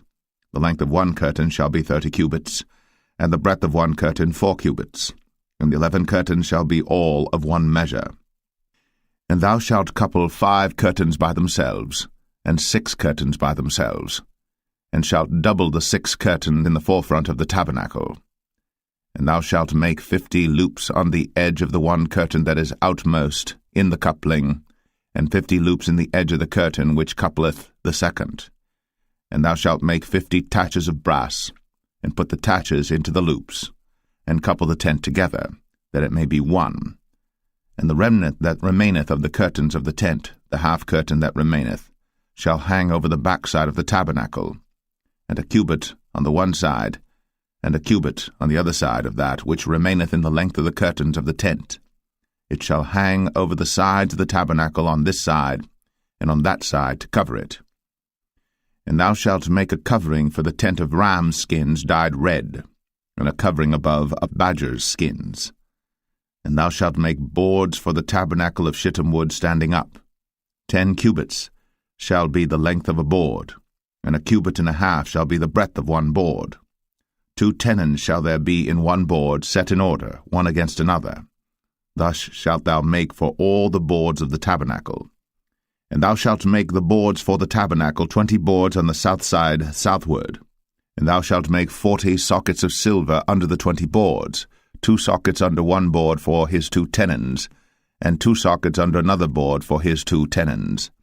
And for the second side of the tabernacle on the north side there shall be 20 boards, and there 40 sockets of silver, 2 sockets under one board, and 2 sockets under another board. And for the sides of the tabernacle westward thou shalt make 6 boards, and 2 boards shalt thou make for the corners of the tabernacle in the 2 sides. And they shall be coupled together beneath, and they shall be coupled together above the head of it unto one ring. Thus shall it be for them both. They shall be for the 2 corners. And they shall be 8 boards, and their sockets of silver 16 sockets, 2 sockets under one board, and 2 sockets under another board. And thou shalt make bars of shittim wood, 5 for the boards of the one side of the tabernacle, and 5 bars for the boards of the other side of the tabernacle, and 5 bars for the boards of the side of the tabernacle for the 2 sides westward. And the middle bar in the midst of the boards shall reach from end to end, and thou shalt overlay the boards with gold, and make their rings of gold, for places for the bars, and thou shalt overlay the bars with gold. And thou shalt rear up the tabernacle according to the fashion thereof which was shown thee in the mount. And thou shalt make a veil of blue and purple and scarlet and fine twined linen of cunning work. With cherubims shall it be made. And thou shalt hang it upon 4 pillars of shittim wood overlaid with gold.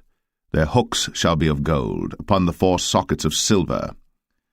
And thou shalt hang up the veil under the taches, that thou mayest bring in thither within the veil the ark of the testimony. And the veil shall divide unto you between the holy place and the most holy. And thou shalt put the mercy seat upon the ark of the testimony in the most holy place. And thou shalt set the table without the veil, and the candlestick over against the table on the side of the tabernacle toward the south. And thou shalt put the table on the north side. And thou shalt make an hanging for the door of the tent of blue and purple and scarlet, and fine twined linen wrought with needlework. And thou shalt make for the hanging 5 pillars of shittim wood, and overlay them with gold, and their hooks shall be of gold, and thou shalt cast 5 sockets of brass for them. Exodus 27. And thou shalt make an altar of shittim wood, 5 cubits long and 5 cubits broad. The altar shall be 4 square, and the height thereof shall be 3 cubits. And thou shalt make the horns of it upon the 4 corners thereof. His horns shall be of the same, and thou shalt overlay it with brass. And thou shalt make his pans to receive his ashes, and his shovels, and his basins, and his flesh hooks, and his fire pans. All the vessels thereof thou shalt make of brass. And thou shalt make for it a grate of network of brass, and upon the net shalt thou make 4 brazen rings in the 4 corners thereof. And thou shalt put it under the compass of the altar beneath, that the net may be even to the midst of the altar. And thou shalt make staves for the altar, staves of shittim wood, and overlay them with brass. And the staves shall be put into the rings, and the staves shall be upon the 2 sides of the altar to bear it. Hollow with boards shalt thou make it, as it was shown thee in the mount, so shall they make it. And thou shalt make the court of the tabernacle for the south side. Southward there shall be hangings for the court of fine twined linen, of 100 cubits long for one side. And the 20 pillars thereof, and their 20 sockets shall be of brass. The hooks of the pillars, and their fillets, shall be of silver. And likewise for the north side in length there shall be hangings of 100 cubits long, and his 20 pillars, and their 20 sockets of brass, the hooks of the pillars, and their fillets of silver. And for the breadth of the court on the west side shall be hangings of 50 cubits, their pillars 10, and their sockets 10. And the breadth of the court on the east side eastward shall be 50 cubits. The hangings of one side of the gate shall be 15 cubits, their pillars 3, and their sockets 3. And on the other side shall be hangings 15 cubits, their pillars 3, and their sockets 3. And for the gate of the court shall be an hanging of 20 cubits of blue, and purple, and scarlet, and fine twined linen, wrought with needlework, and their pillars shall be 4, and their sockets 4. All the pillars round about the court shall be filleted with silver. Their hooks shall be of silver, and their sockets of brass. The length of the court shall be 100 cubits, and the breadth 50 everywhere, and the height 5 cubits of fine twined linen, and their sockets of brass. All the vessels of the tabernacle, and all the service thereof, and all the pins thereof, and all the pins of the court shall be of brass. And thou shalt command the children of Israel that they bring thee pure oil, olive beaten for the light, to cause the lamp to burn always. In the tabernacle of the congregation without the veil, which is before the testimony, Aaron and his sons shall order it from evening to morning before the Lord. It shall be a statute for ever, unto their generations, on the behalf of the children of Israel. Exodus 28. And take thou unto thee Aaron thy brother, and his sons with him, from among the children of Israel, that he may minister unto me in the priest's office, even Aaron, Nadab, and Abihu, Eleazar, and Ithamar Aaron's sons. And thou shalt make holy garments for Aaron thy brother, for glory and for beauty. And thou shalt speak unto all that are wise-hearted, whom I have filled with the spirit of wisdom, that they may make Aaron's garments to consecrate him, that he may minister unto me in the priest's office. And these are the garments which they shall make, a breastplate, and an ephod, and a robe, and a broidered coat, a mitre, and a girdle. And they shall make holy garments for Aaron thy brother, and his sons, that he may minister unto me in the priest's office. And they shall take gold, and blue, and purple, and scarlet, and fine linen. And they shall make the ephod of gold, of blue, and of purple, of scarlet, and fine twined linen with cunning work. It shall have the 2 shoulder pieces thereof joined at the 2 edges thereof, and so it shall be joined together. And the curious girdle of the ephod which is upon it shall be of the same, according to the work thereof, even of gold, of blue, and purple, and scarlet, and fine twined linen. And thou shalt take 2 onyx stones, and grave on them the names of the children of Israel, 6 of their names on one stone, and the other 6 names of the rest on the other stone, according to their birth. With the work of an engraver in stone, like the engravings of a signet, shalt thou engrave the 2 stones with the names of the children of Israel. Thou shalt make them to be set in ouches of gold. And thou shalt put the 2 stones upon the shoulders of the ephod for stones of memorial unto the children of Israel. And Aaron shall bear their names before the Lord upon his 2 shoulders for a memorial. And thou shalt make ouches of gold, and 2 chains of pure gold at the ends. Of wreathen work shalt thou make them, and fasten the wreathen chains to the ouches. And thou shalt make the breastplate of judgment with cunning work. After the work of the ephod thou shalt make it, of gold, of blue, and of purple, and of scarlet, and of fine twined linen shalt thou make it. 4 square it shall be, being doubled. A span shall be the length thereof, and a span shall be the breadth thereof. And thou shalt set in it settings of stones, even 4 rows of stones. The first row shall be a sardius, a topaz, and a carbuncle. This shall be the first row. And the second row shall be an emerald, a sapphire, and a diamond. And the third row a ligure, an agate, and an amethyst. And the 4th row a beryl, and an onyx, and a jasper. They shall be set in gold in their enclosings. And the stone shall be with the names of the children of Israel, 12 according to their names, like the engravings of a signet. Every one with his name shall they be according to the 12 tribes. And thou shalt make upon the breastplate chains at the ends of wreathen work of pure gold. And thou shalt make upon the breastplate 2 rings of gold, and shalt put the 2 rings on the 2 ends of the breastplate. And thou shalt put the 2 wreathen chains of gold in the 2 rings which are on the ends of the breastplate. And the other 2 ends of the 2 wreathen chains thou shalt fasten in the 2 ouches, and put them on the shoulder pieces of the ephod before it. And thou shalt make 2 rings of gold, and thou shalt put them upon the 2 ends of the breastplate, in the border thereof, which is in the side of the ephod inward. And 2 other rings of gold thou shalt make, and shalt put them on the 2 sides of the ephod underneath, toward the forepart thereof, over against the other coupling thereof, above the curious girdle of the ephod.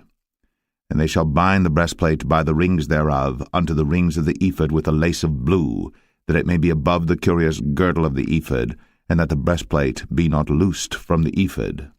And Aaron shall bear the names of the children of Israel in the breastplate of judgment upon his heart, when he goeth in unto the holy place for a memorial before the Lord continually. And thou shalt put in the breastplate of judgment the Urim and the Thummim, and they shall be upon Aaron's heart, when he goeth in before the Lord. And Aaron shall bear the judgment of the children of Israel upon his heart before the Lord continually. And thou shalt make the robe of the ephod all of blue. And there shall be an hole in the top of it, in the midst thereof. It shall have a binding of woven work round about the whole of it, as it were the hole of an habergeon, that it be not rent. And beneath upon the hem of it thou shalt make pomegranates of blue, and of purple, and of scarlet round about the hem thereof, and bells of gold between them round about. A golden bell and a pomegranate, a golden bell and a pomegranate, upon the hem of the robe round about. And it shall be upon Aaron to minister. And his sound shall be heard when he goeth in unto the holy place before the Lord, and when he cometh out, that he die not. And thou shalt make a plate of pure gold, and grave upon it, like the engravings of a signet, holiness to the Lord. And thou shalt put it on a blue lace, that it may be upon the mitre, upon the forefront of the mitre it shall be.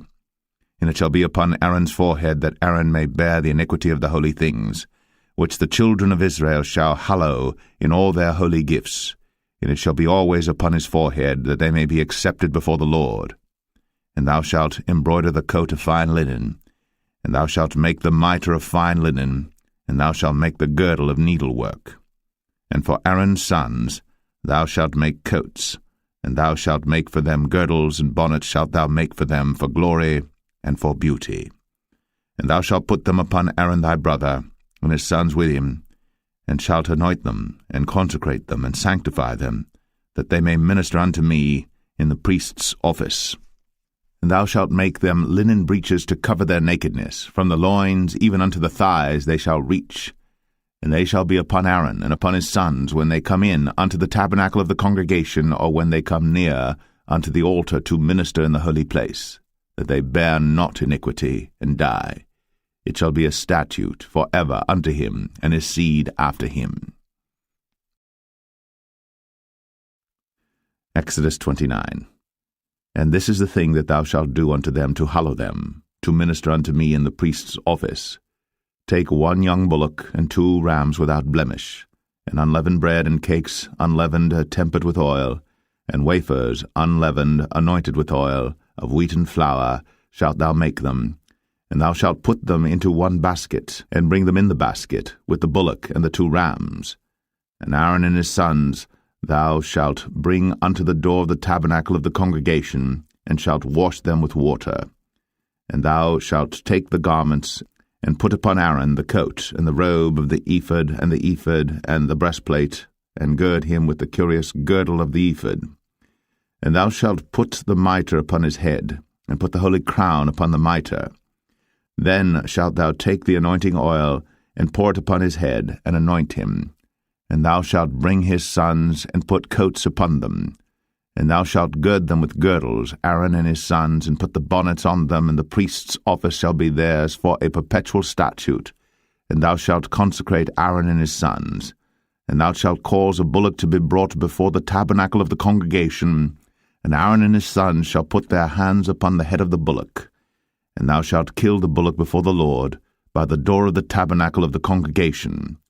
And thou shalt take of the blood of the bullock, and put it upon the horns of the altar with thy finger, and pour all the blood beside the bottom of the altar.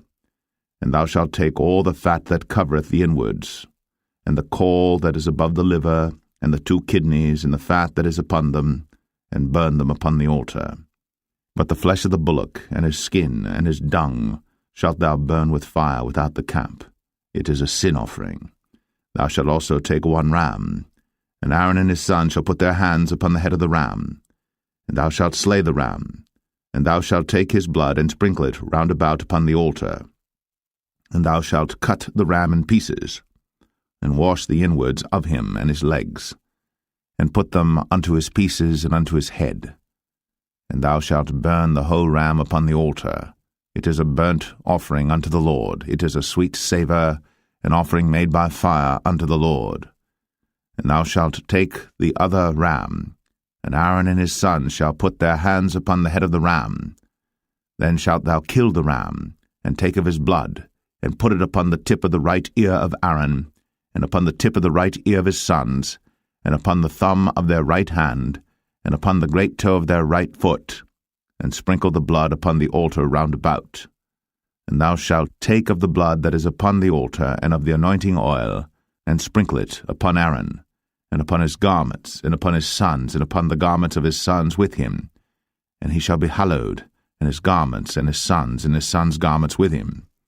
Also thou shalt take of the ram the fat and the rump, and the fat that covereth the inwards, and the caul above the liver, and the 2 kidneys, and the fat that is upon them, and the right shoulder, for it is a ram of consecration.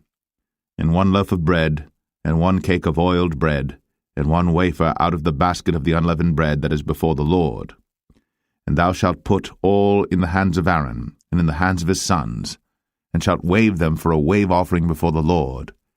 And thou shalt receive them of their hands, and burn them upon the altar for a burnt offering, for a sweet savour before the Lord. It is an offering made by fire unto the Lord. And thou shalt take the breast of the ram of Aaron's consecration, and wave it for a wave offering before the Lord, and it shall be thy part.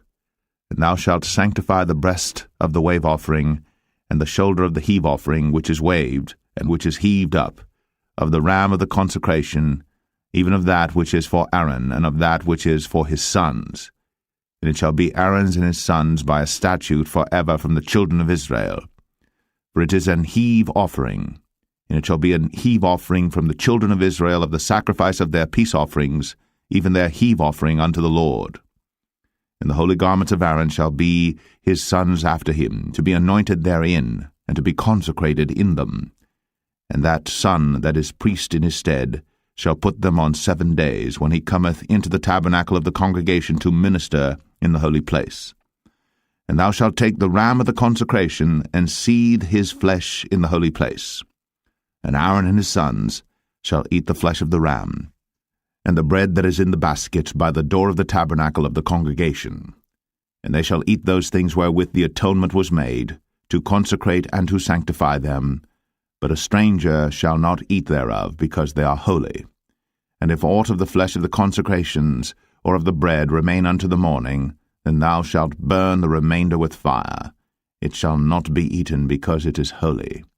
And thus shalt thou do unto Aaron and to his sons, according to all things which I have commanded thee. 7 days shalt thou consecrate them.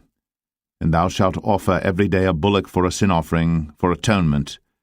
And thou shalt cleanse the altar, when thou hast made an atonement for it. And thou shalt anoint it, to sanctify it. 7 days thou shalt make an atonement for the altar, and sanctify it. And it shall be an altar most holy. Whatsoever toucheth the altar shall be holy. Now this is that which thou shalt offer upon the altar: 2 lambs of the first year, day by day, continually. The 1 lamb thou shalt offer in the morning, and the other lamb thou shalt offer at even. And with the 1 lamb 1/10 deal of flour mingled with the 4th part of an hin of beaten oil, and the 4th part of an hin of wine for a drink offering. And the other lamb thou shalt offer at even, and shalt do thereto according to the meat offering of the morning, and according to the drink offering thereof, for a sweet savour, an offering made by fire unto the Lord. This shall be a continual burnt offering throughout your generations at the door of the tabernacle of the congregation before the Lord, where I will meet you, to speak there unto thee. And there I will meet with the children of Israel, and the tabernacle shall be sanctified by my glory. And I will sanctify the tabernacle of the congregation and the altar. I will sanctify also both Aaron and his sons to minister to me in the priest's office. And I will dwell among the children of Israel, and will be their God. And they shall know that I am the Lord their God, that brought them forth out of the land of Egypt, that I may dwell among them. I am the Lord their God. Exodus 30. And thou shalt make an altar to burn incense upon. Of shittim wood shalt thou make it. A cubit shall be the length thereof, and a cubit the breadth thereof. 4 square shall it be. And 2 cubits shall be the height thereof. The horns thereof shall be of the same. And thou shalt overlay it with pure gold, the top thereof and the sides thereof round about, and the horns thereof. And thou shalt make unto it a crown of gold round about. And 2 golden rings shalt thou make to it under the crown of it. By the 2 corners thereof upon the 2 sides of it shalt thou make it. And they shall be for places for the staves to bear it withal. And thou shalt make the staves of shittim wood, and overlay them with gold. And thou shalt put it before the veil that is by the ark of the testimony, before the mercy seat that is over the testimony, where I will meet with thee. And Aaron shall burn thereon sweet incense every morning. When he dresseth the lamps, he shall burn incense upon it. And when Aaron lighteth the lamps at even, he shall burn incense upon it, a perpetual incense before the Lord throughout your generations. Ye shall offer no strange incense thereon, nor burnt sacrifice, nor meat offering, neither shall ye pour drink offering thereon. And Aaron shall make an atonement upon the horns of it once in a year with the blood of the sin offering of atonements, Once in the year shall he make atonement upon it throughout your generations. It is most holy unto the Lord. And the Lord spake unto Moses, saying, When thou takest the sum of the children of Israel after their number, then shall they give every man a ransom for his soul unto the Lord, when thou numberest them, that there be no plague among them, when thou numberest them. This they shall give every one that passeth among them that are numbered, half a shekel after the shekel of the sanctuary. A shekel is 20 gerahs, and half shekel shall be the offering of the Lord. Every one that passeth among them that are numbered, from 20 years old and above, shall give an offering unto the Lord. The rich shall not give more, and the poor shall not give less than half a shekel, when they give an offering unto the Lord, to make an atonement for your souls. And thou shalt take the atonement money of the children of Israel, and shalt appoint it for the service of the tabernacle of the congregation, that it may be a memorial unto the children of Israel before the Lord, to make an atonement for your souls. And the Lord spake unto Moses, saying, Thou shalt also make a laver of brass, and his foot also of brass, to wash withal. And thou shalt put it between the tabernacle of the congregation and the altar, and thou shalt put water therein. For Aaron and his sons shall wash their hands and their feet thereat. When they go into the tabernacle of the congregation, they shall wash with water, that they die not, or when they come near to the altar to minister, to burn offering made by fire unto the Lord. So they shall wash their hands and their feet, that they die not. And it shall be a statute forever to them, even to him and to his seed throughout their generations. Moreover the Lord spake unto Moses, saying, Take thou also unto thee principal spices, of pure myrrh 500 shekels, and of sweet cinnamon half so much, even 250 shekels, and of sweet calamus 250 shekels, and of cassia 500 shekels after the shekel of the sanctuary, and of oil olive and hin. And thou shalt make it an oil of holy ointment, an ointment compound after the art of the apothecary. It shall be an holy anointing oil. And thou shalt anoint the tabernacle of the congregation therewith, and the ark of the testimony, and the table and all his vessels, and the candlestick and his vessels, and the altar of incense, and the altar of burnt offering with all his vessels, and the laver and his foot. And thou shalt sanctify them, that they may be most holy.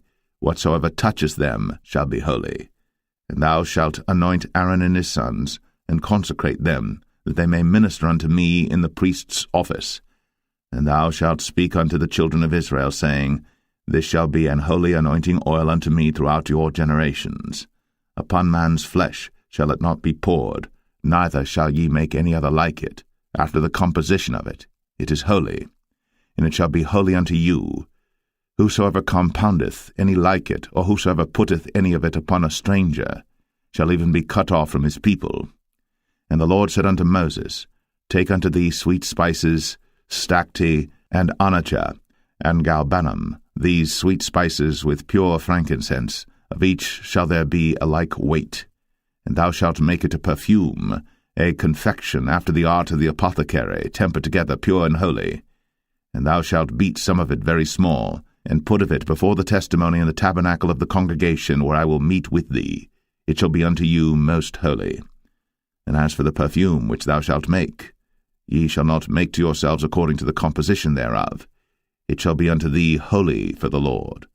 Whosoever shall make like unto that, to smell thereto, shall even be cut off from his people. Exodus 31. And the Lord spake unto Moses, saying, See, I have called by name Bezalel the son of Uri, the son of Hur, of the tribe of Judah, and I have filled him with the Spirit of God, in wisdom, and in understanding, and in knowledge, and in all manner of workmanship, to devise cunning works, to work in gold, and in silver, and in brass, and in cutting of stones, to set them, and in carving of timber, to work in all manner of workmanship. And I, behold, I have given with him Aholiab, the son of Ahisamach, of the tribe of Dan. And in the hearts of all that are wise-hearted I have put wisdom, that they may make all that I have commanded thee: the tabernacle of the congregation, and the ark of the testimony, and the mercy seat that is thereupon, and all the furniture of the tabernacle, and the table, and his furniture, and the pure candlestick with all his furniture, and the altar of incense, and the altar of burnt offering with all his furniture, and the laver and his foot, and the cloths of service, and the holy garments for Aaron the priest, and the garments of his sons to minister in the priest's office, and the anointing oil, and sweet incense for the holy place, according to all that I have commanded thee shall they do. And the Lord spake unto Moses, saying, Speak thou also unto the children of Israel, saying, Verily, my Sabbaths ye shall keep, for it is a sign between me and you throughout your generations, that ye may know that I am the Lord that doth sanctify you. Ye shall keep the Sabbath therefore, for it is holy unto you. Every one that defileth it shall surely be put to death. For whosoever doeth any work therein, that soul shall be cut off from among his people. 6 days may work be done, but in the 7th is the Sabbath of rest, holy to the Lord. Whosoever doeth any work in the Sabbath day, he shall surely be put to death. Wherefore the children of Israel shall keep the Sabbath, to observe the Sabbath throughout their generations, for a perpetual covenant. It is a sign between me and the children of Israel forever. For in 6 days the Lord made heaven and earth, and on the 7th day he rested and was refreshed. And he gave unto Moses, when he had made an end of communing with him upon Mount Sinai, 2 tables of testimony, tables of stone, written with the finger of God. Exodus 32. And when the people saw that Moses delayed to come down out of the mount, the people gathered themselves together unto Aaron, and said unto him, Up, make us gods, which shall go before us. For as for this Moses, the man that brought us up out of the land of Egypt, we wot not what is become of him. And Aaron said unto them, Break off the golden earrings which are in the ears of your wives, of your sons, and of your daughters, and bring them unto me. And all the people brake off the golden earrings which were in their ears, and brought them unto Aaron. And he received them at their hand, and fashioned it with a graving tool, after he had made it a molten calf. And they said, These be thy gods, O Israel, which brought thee up out of the land of Egypt. And when Aaron saw it, he built an altar before it. And Aaron made proclamation and said, Tomorrow is a feast to the Lord. And they rose up early on the morrow, and offered burnt offerings, and brought peace offerings. And the people sat down to eat and to drink, and rose up to play. And the Lord said unto Moses, Go, get thee down, for thy people, which thou broughtest out of the land of Egypt, have corrupted themselves. They have turned aside quickly out of the way which I commanded them. They have made them a molten calf, and have worshipped it, and have sacrificed thereunto, and said, These be thy gods, O Israel, which have brought thee up out of the land of Egypt. And the Lord said unto Moses, I have seen this people, and behold, it is a stiff-necked people. Now therefore let me alone, that my wrath may wax hot against them, and that I may consume them, and I will make of thee a great nation. And Moses besought the Lord his God, and said, Lord, why doth thy wrath wax hot against thy people, which thou hast brought forth out of the land of Egypt with great power, and with a mighty hand? Wherefore should the Egyptians speak and say, For mischief did he bring them out, to slay them in the mountains, and to consume them from the face of the earth? Turn from thy fierce wrath, and repent of this evil against thy people. Remember Abraham, Isaac, and Israel, thy servants, to whom thou swarest by thine own self, and saidst unto them, I will multiply your seed as the stars of heaven, and all this land that I have spoken of will I give unto your seed, and they shall inherit it forever. And the Lord repented of the evil which he thought to do unto his people. And Moses turned, and went down from the mount, and the 2 tables of the testimony were in his hand. The tables were written on both their sides. On the one side, and on the other, were they written. And the tables were the work of God, and the writing was the writing of God, graven upon the tables. And when Joshua heard the noise of the people as they shouted, he said unto Moses, There is a noise of war in the camp. And he said, It is not the voice of them that shout for mastery, neither is it the voice of them that cry for being overcome, but the noise of them that sing do I hear. And it came to pass, as soon as he came nigh unto the camp, that he saw the calf and the dancing. And Moses' anger waxed hot, and he cast the tables out of his hands, and brake them beneath the mount. And he took the calf which they had made, and burnt it in the fire, and ground it to powder, and strawed it upon the water, and made the children of Israel drink of it. And Moses said unto Aaron, What did this people unto thee, that thou hast brought so great a sin upon them? And Aaron said, Let not the anger of my Lord wax hot. Thou knowest the people, that they are set on mischief. For they said unto me, Make us gods, which shall go before us. For as for this Moses, the man that brought us up out of the land of Egypt, we wot not what is become of him. And I said unto them, Whosoever hath any gold, let them break it off. So they gave it to me. Then I cast it into the fire, and there came out this calf. And when Moses saw that the people were naked, for Aaron had made them naked unto their shame among their enemies, then Moses stood in the gate of the camp, and said, Who is on the Lord's side? Let him come unto me. And all the sons of Levi gathered themselves together unto him.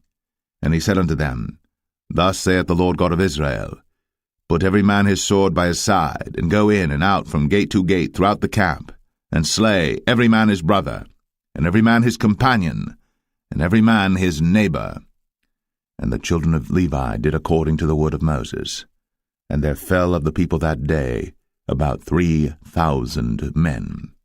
For Moses had said, Consecrate yourselves today to the Lord, even every man upon his son, and upon his brother, that he may bestow upon you a blessing this day.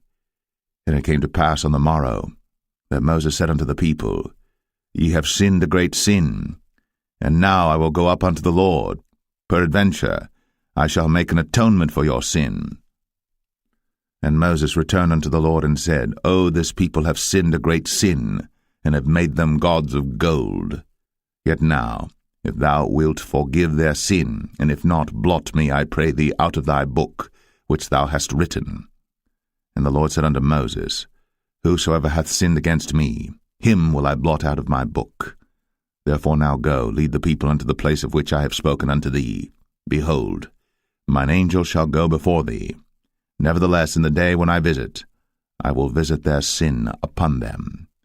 And the Lord plagued the people, because they made the calf which Aaron made. Exodus 33. And the Lord said unto Moses, Depart, and go up hence, thou, and the people which thou hast brought up out of the land of Egypt, unto the land which I sware unto Abraham, to Isaac, and to Jacob, saying, Unto thy seed will I give it. And I will send an angel before thee, and I will drive out the Canaanite, the Amorite, and the Hittite, and the Perizzite, the Hivite, and the Jebusite, unto a land flowing with milk and honey. For I will not go up in the midst of thee, for thou art a stiff-necked people, lest I consume thee in the way. And when the people heard these evil tidings, they mourned, and no man did put on him his ornaments. For the Lord had said unto Moses, Say unto the children of Israel, Ye are a stiff-necked people. I will come up into the midst of thee in a moment, and consume thee. Therefore now put off thy ornaments from thee, that I may know what to do unto thee. And the children of Israel stripped themselves of their ornaments by the mount Horeb. And Moses took the tabernacle, and pitched it without the camp, afar off from the camp, and called it the tabernacle of the congregation. And it came to pass that every one which sought the Lord went out unto the tabernacle of the congregation, which was without the camp. And it came to pass, when Moses went out unto the tabernacle, that all the people rose up, and stood every man at his tent door, and looked after Moses, until he was gone into the tabernacle. And it came to pass, as Moses entered into the tabernacle, the cloudy pillar descended, and stood at the door of the tabernacle, and the Lord talked with Moses. And all the people saw the cloudy pillar stand at the tabernacle door. And all the people rose up and worshipped, every man in his tent door. And the Lord spake unto Moses face to face, as a man speaketh unto his friend. And he turned again into the camp. But his servant Joshua the son of Nun, a young man, departed not out of the tabernacle. And Moses said unto the Lord, See, thou sayest unto me, Bring up this people, and thou hast not let me know whom thou wilt send with me. Yet thou hast said, I know thee by name, and thou hast also found grace in my sight. Now therefore, I pray thee, if I have found grace in thy sight, show me now thy way, that I may know thee, that I may find grace in thy sight, and consider that this nation is thy people. And he said, My presence shall go with thee, and I will give thee rest. And he said unto him, If thy presence go not with me, carry us not up hence. For wherein shall it be known here that I and thy people have found grace in thy sight? Is it not in that thou goest with us? So shall we be separated, I and thy people, from all the people that are upon the face of the earth. And the Lord said unto Moses, I will do this thing also that thou hast spoken, for thou hast found grace in my sight, and I know thee by name. And he said, I beseech thee, show me thy glory. And he said, I will make all my goodness pass before thee, and I will proclaim the name of the Lord before thee, and will be gracious to whom I will be gracious, and will show mercy on whom I will show mercy. And he said, Thou canst not see my face, for there shall no man see me and live. And the Lord said, Behold, there is a place by me, and thou shalt stand upon a rock. And it shall come to pass, while my glory passeth by, that I will put thee in a cleft of the rock, and will cover thee with my hand while I pass by.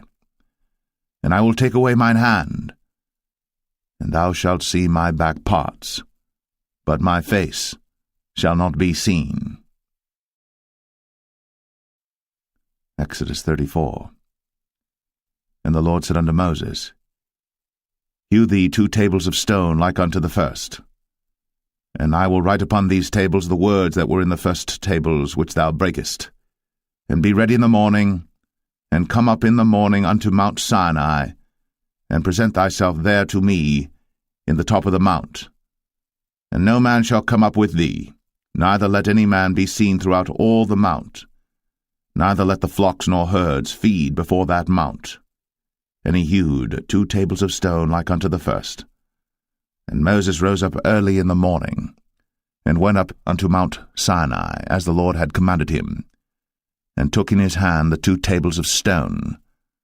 And the Lord descended in the cloud, and stood with him there, and proclaimed the name of the Lord.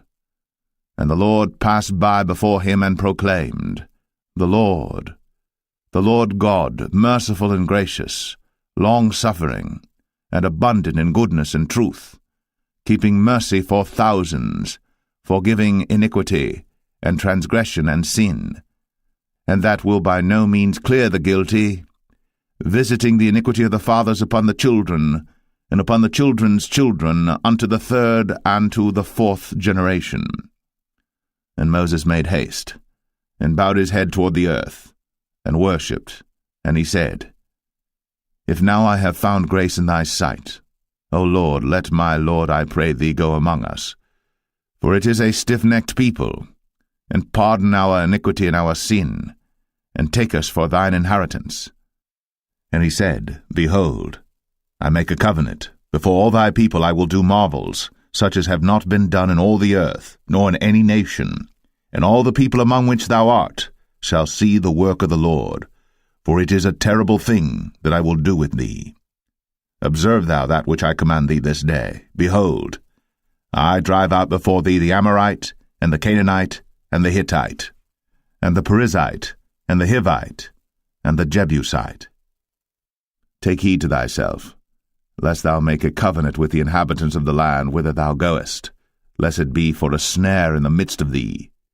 But ye shall destroy their altars, break their images, and cut down their groves.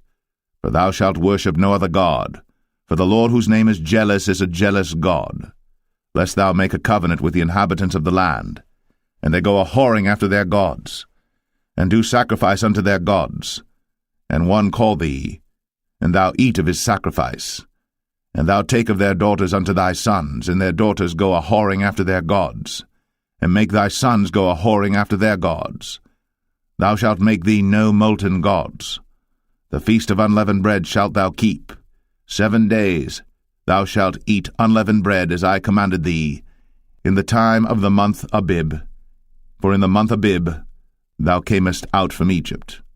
All that openeth the matrix is mine, and every firstling among thy cattle, whether ox or sheep that is male. But the firstling of an ass thou shalt redeem with a lamb, and if thou redeem him not, then shalt thou break his neck. All the firstborn of thy sons thou shalt redeem, and none shall appear before me empty. 6 days thou shalt work, but on the 7th day thou shalt rest. In earing time and in harvest thou shalt rest. And thou shalt observe the feast of weeks, of the firstfruits of wheat harvest, and the feast of ingathering at the year's end. Thrice in the year shall all your men-children appear before the Lord God, the God of Israel. For I will cast out the nations before thee, and enlarge thy borders. Neither shall any man desire thy land, when thou shalt go up to appear before the Lord thy God thrice in the year. Thou shalt not offer the blood of my sacrifice with leaven, neither shall the sacrifice of the feast of the Passover be left unto the morning. The first of the firstfruits of thy land thou shalt bring unto the house of the Lord thy God.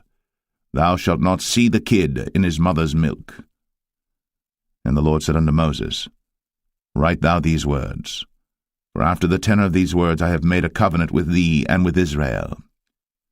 And he was there with the Lord 40 days and 40 nights. He did neither eat bread nor drink water.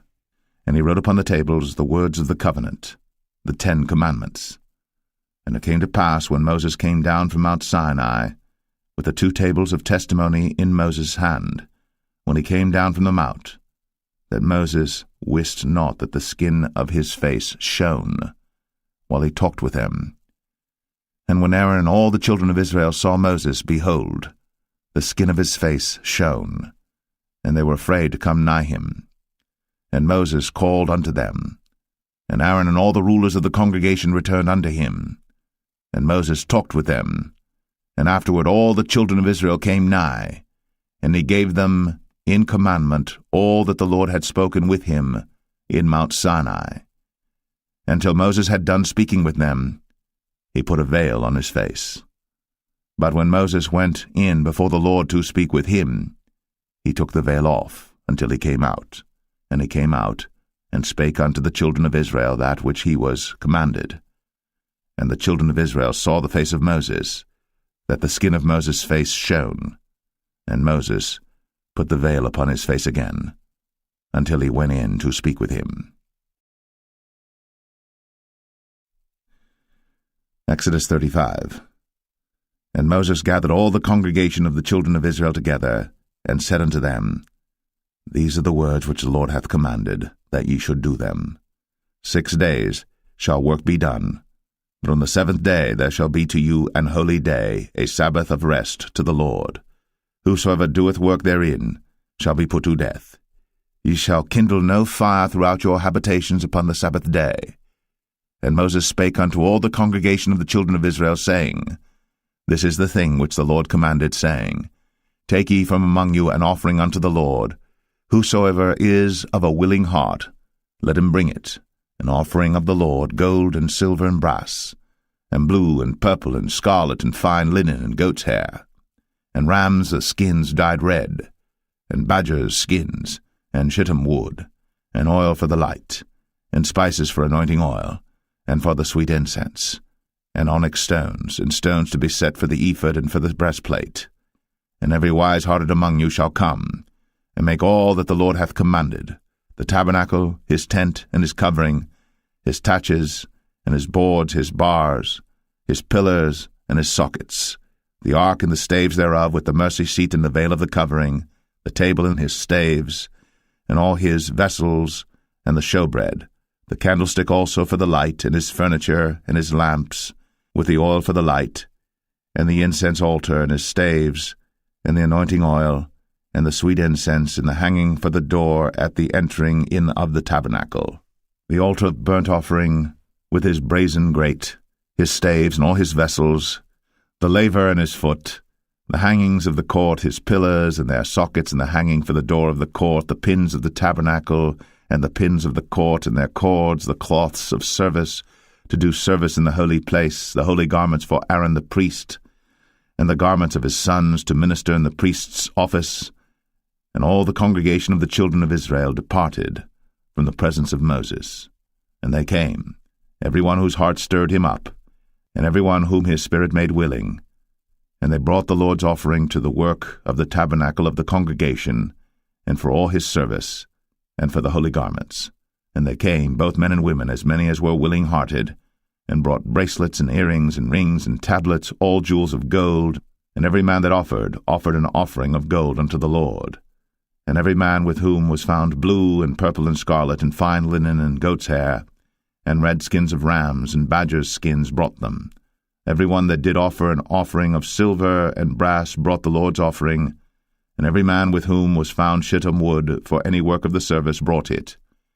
And all the women that were wise-hearted did spin with their hands, and brought that which they had spun, both of blue and of purple and of scarlet and of fine linen. And all the women whose heart stirred them up in wisdom spun goat's hair. And the rulers brought onyx stones, and stones to be set for the ephod and for the breastplate, and spice, and oil for the light, and for the anointing oil, and for the sweet incense. The children of Israel brought a willing offering unto the Lord, every man and woman whose heart made them willing to bring for all manner of work, which the Lord had commanded to be made by the hand of Moses. And Moses said unto the children of Israel, See, the Lord hath called by name Bezalel the son of Uri, the son of Hur, of the tribe of Judah. And he hath filled him with the Spirit of God in wisdom, in understanding, and in knowledge, and in all manner of workmanship, and to devise curious works, to work in gold, and in silver, and in brass, and in the cutting of stones, to set them, and in carving of wood, to make any manner of cunning work. And he hath put in his heart that he may teach, both he and Aholiab, the son of Ahisamach, of the tribe of Dan. Them hath he filled with wisdom of heart, to work all manner of work, of the engraver, and of the cunning workman, and of the embroiderer, in blue, and in purple, and scarlet, and in fine linen, and of the weaver, even of them that do any work, and of those that devise cunning work. Exodus 36. Then wrought Bezalel and Aholiab, and every wise-hearted man, in whom the Lord put wisdom and understanding to know how to work all manner of work for the service of the sanctuary, according to all that the Lord had commanded.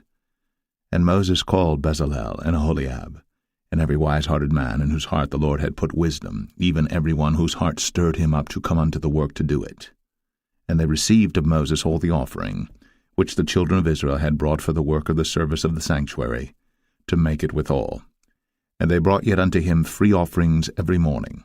And all the wise men that wrought all the work of the sanctuary came every man from his work which they made. And they spake unto Moses, saying, The people bring much more than enough for the service of the work, which the Lord commanded to make. And Moses gave commandment, and they caused it to be proclaimed throughout the camp, saying, Let neither man nor woman make any more work for the offering of the sanctuary. So the people were restrained from bringing. For the stuff they had was sufficient for all the work to make it, and too much. And every wise-hearted man among them that wrought the work of the tabernacle made 10 curtains of fine twined linen and blue and purple and scarlet.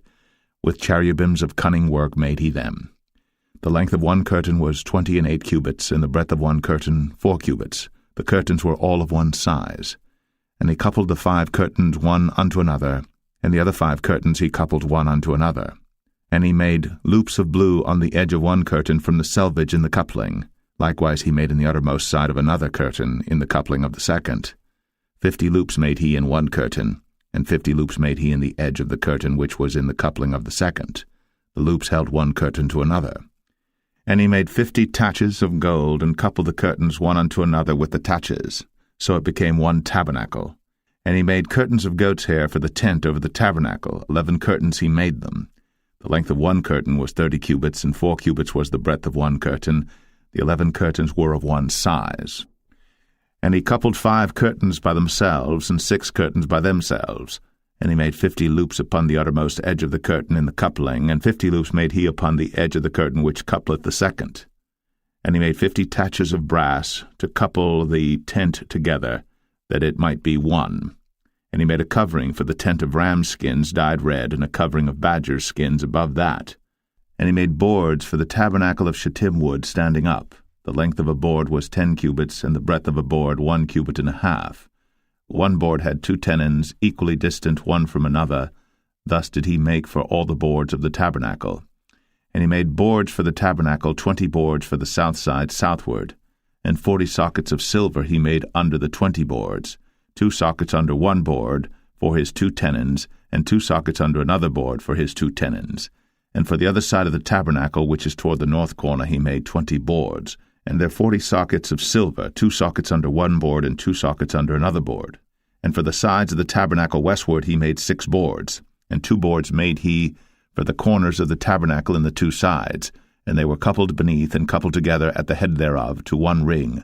Thus he did to both of them in both the corners. And there were 8 boards, and their sockets were 16 sockets of silver, under every board 2 sockets. And he made bars of shittim wood, 5 for the boards of the one side of the tabernacle, and 5 bars for the boards of the other side of the tabernacle, and 5 bars for the boards of the tabernacle for the sides westward.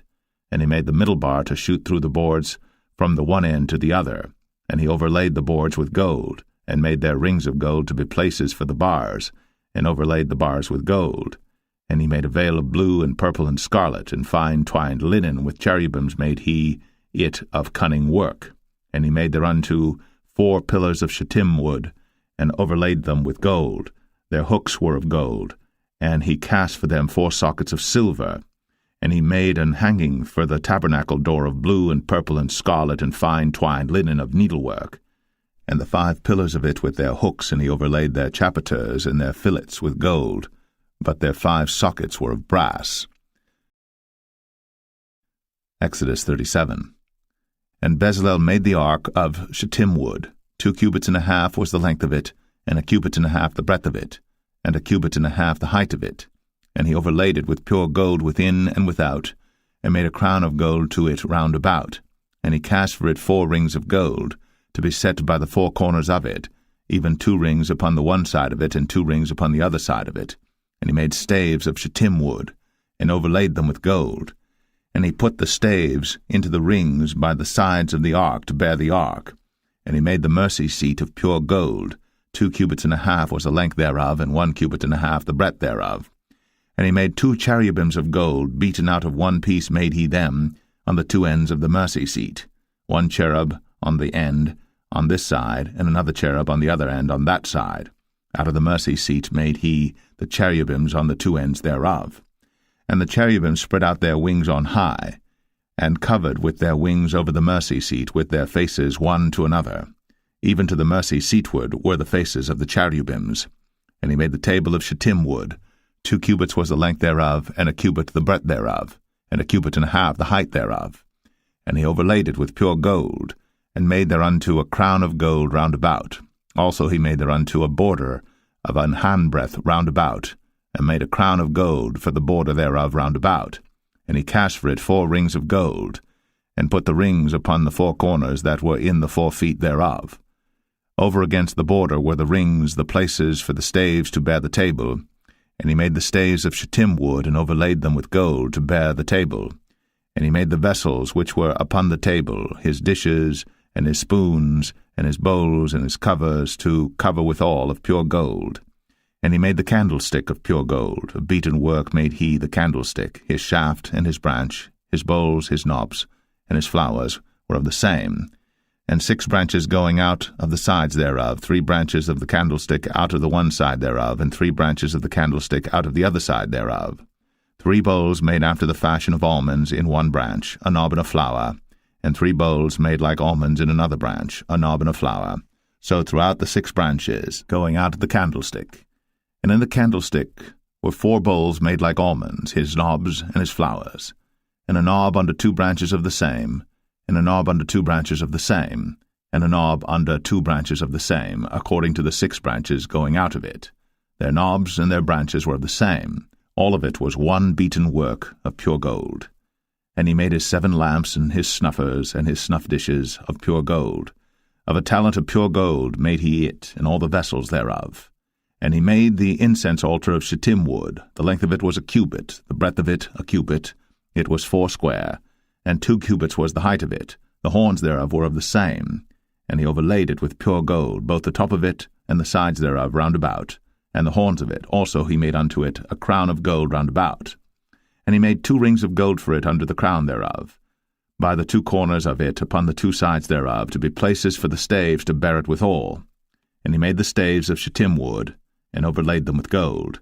And he made the holy anointing oil, and the pure incense of sweet spices, according to the work of the apothecary. Exodus 38. And he made the altar of burnt offering of shittim wood. 5 cubits was the length thereof, and 5 cubits the breadth thereof. It was 4 square, and 3 cubits the height thereof. And he made the horns thereof on the 4 corners of it. The horns thereof were of the same, and he overlaid it with brass. And he made all the vessels of the altar, the pots and the shovels and the basins and the flesh hooks and the firepans, all the vessels thereof made he of brass. And he made for the altar a brazen grate of network under the compass thereof beneath unto the midst of it. And he cast 4 rings for the 4 ends of the grate of brass to be places for the staves. And he made the staves of shittim wood, and overlaid them with brass. And he put the staves into the rings on the sides of the altar, to bear it withal. He made the altar hollow with boards. And he made the laver of brass, and the foot of it of brass, of the looking glasses of the women assembling, which assembled at the door of the tabernacle of the congregation. And he made the court. On the south side southward the hangings of the court were of fine twined linen, 100 cubits. Their pillars were 20, and their brazen sockets 20. The hooks of the pillars and their fillets were of silver. And for the north side the hangings were 100 cubits, their pillars were 20, and their sockets of brass 20. The hooks of the pillars and their fillets of silver. And for the west side were hangings of 50 cubits, their pillars 10, and their sockets 10. The hooks of the pillars and their fillets of silver. And for the east side eastward 50 cubits. The hangings of the one side of the gate were 15 cubits, their pillars 3, and their sockets 3. And for the other side of the court gate, on this hand and that hand, were hangings of 15 cubits, their pillars 3, and their sockets 3. All the hangings of the court round about were of fine twined linen. And the sockets for the pillars were of brass, the hooks of the pillars and their fillets of silver, and the overlaying of their chapiters of silver. And all the pillars of the court were filleted with silver. And the hanging for the gate of the court was needlework, of blue and purple and scarlet and fine twined linen. And 20 cubits was the length, and the height and the breadth was 5 cubits, answerable to the hangings of the court. And their pillars were 4, and their sockets of brass 4, their hooks of silver, and the overlaying of their chapiters and their fillets of silver. And all the pins of the tabernacle and of the court round about were of brass. This is the sum of the tabernacle, even of the tabernacle of testimony, as it was counted, according to the commandment of Moses, for the service of the Levites, by the hand of Ithamar, son to Aaron the priest.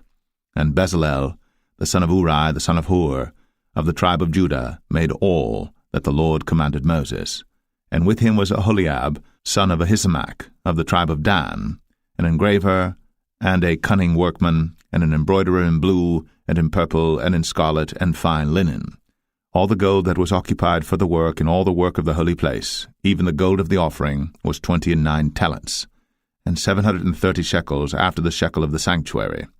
And the silver of them that were numbered of the congregation was 100 talents, and 1,760 shekels after the shekel of the sanctuary. A bekah for every man, that is, half a shekel, after the shekel of the sanctuary, for every one that went to be numbered, from 20 years old and upward, for 600,000 and 3,550 men. And of the 100 talents of silver were cast the sockets of the sanctuary, and the sockets of the veil, and 100 sockets of the 100 talents, a talent for a socket. And of the 1,775 shekels he made hooks for the pillars, and overlaid their chapiters, and filleted them. And the brass of the offering was 70 talents, and 2,400 shekels.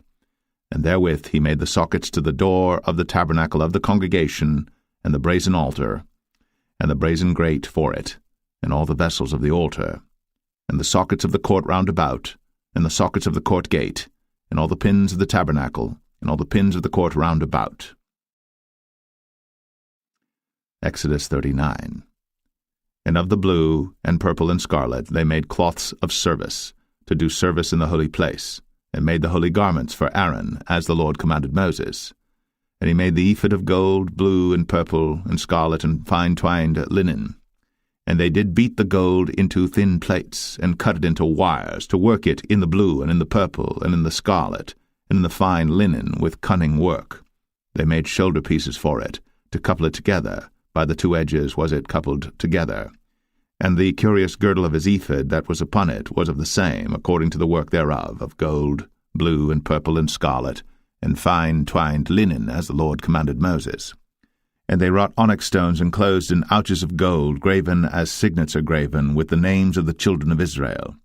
And he put them on the shoulders of the ephod, that they should be stones for a memorial to the children of Israel, as the Lord commanded Moses.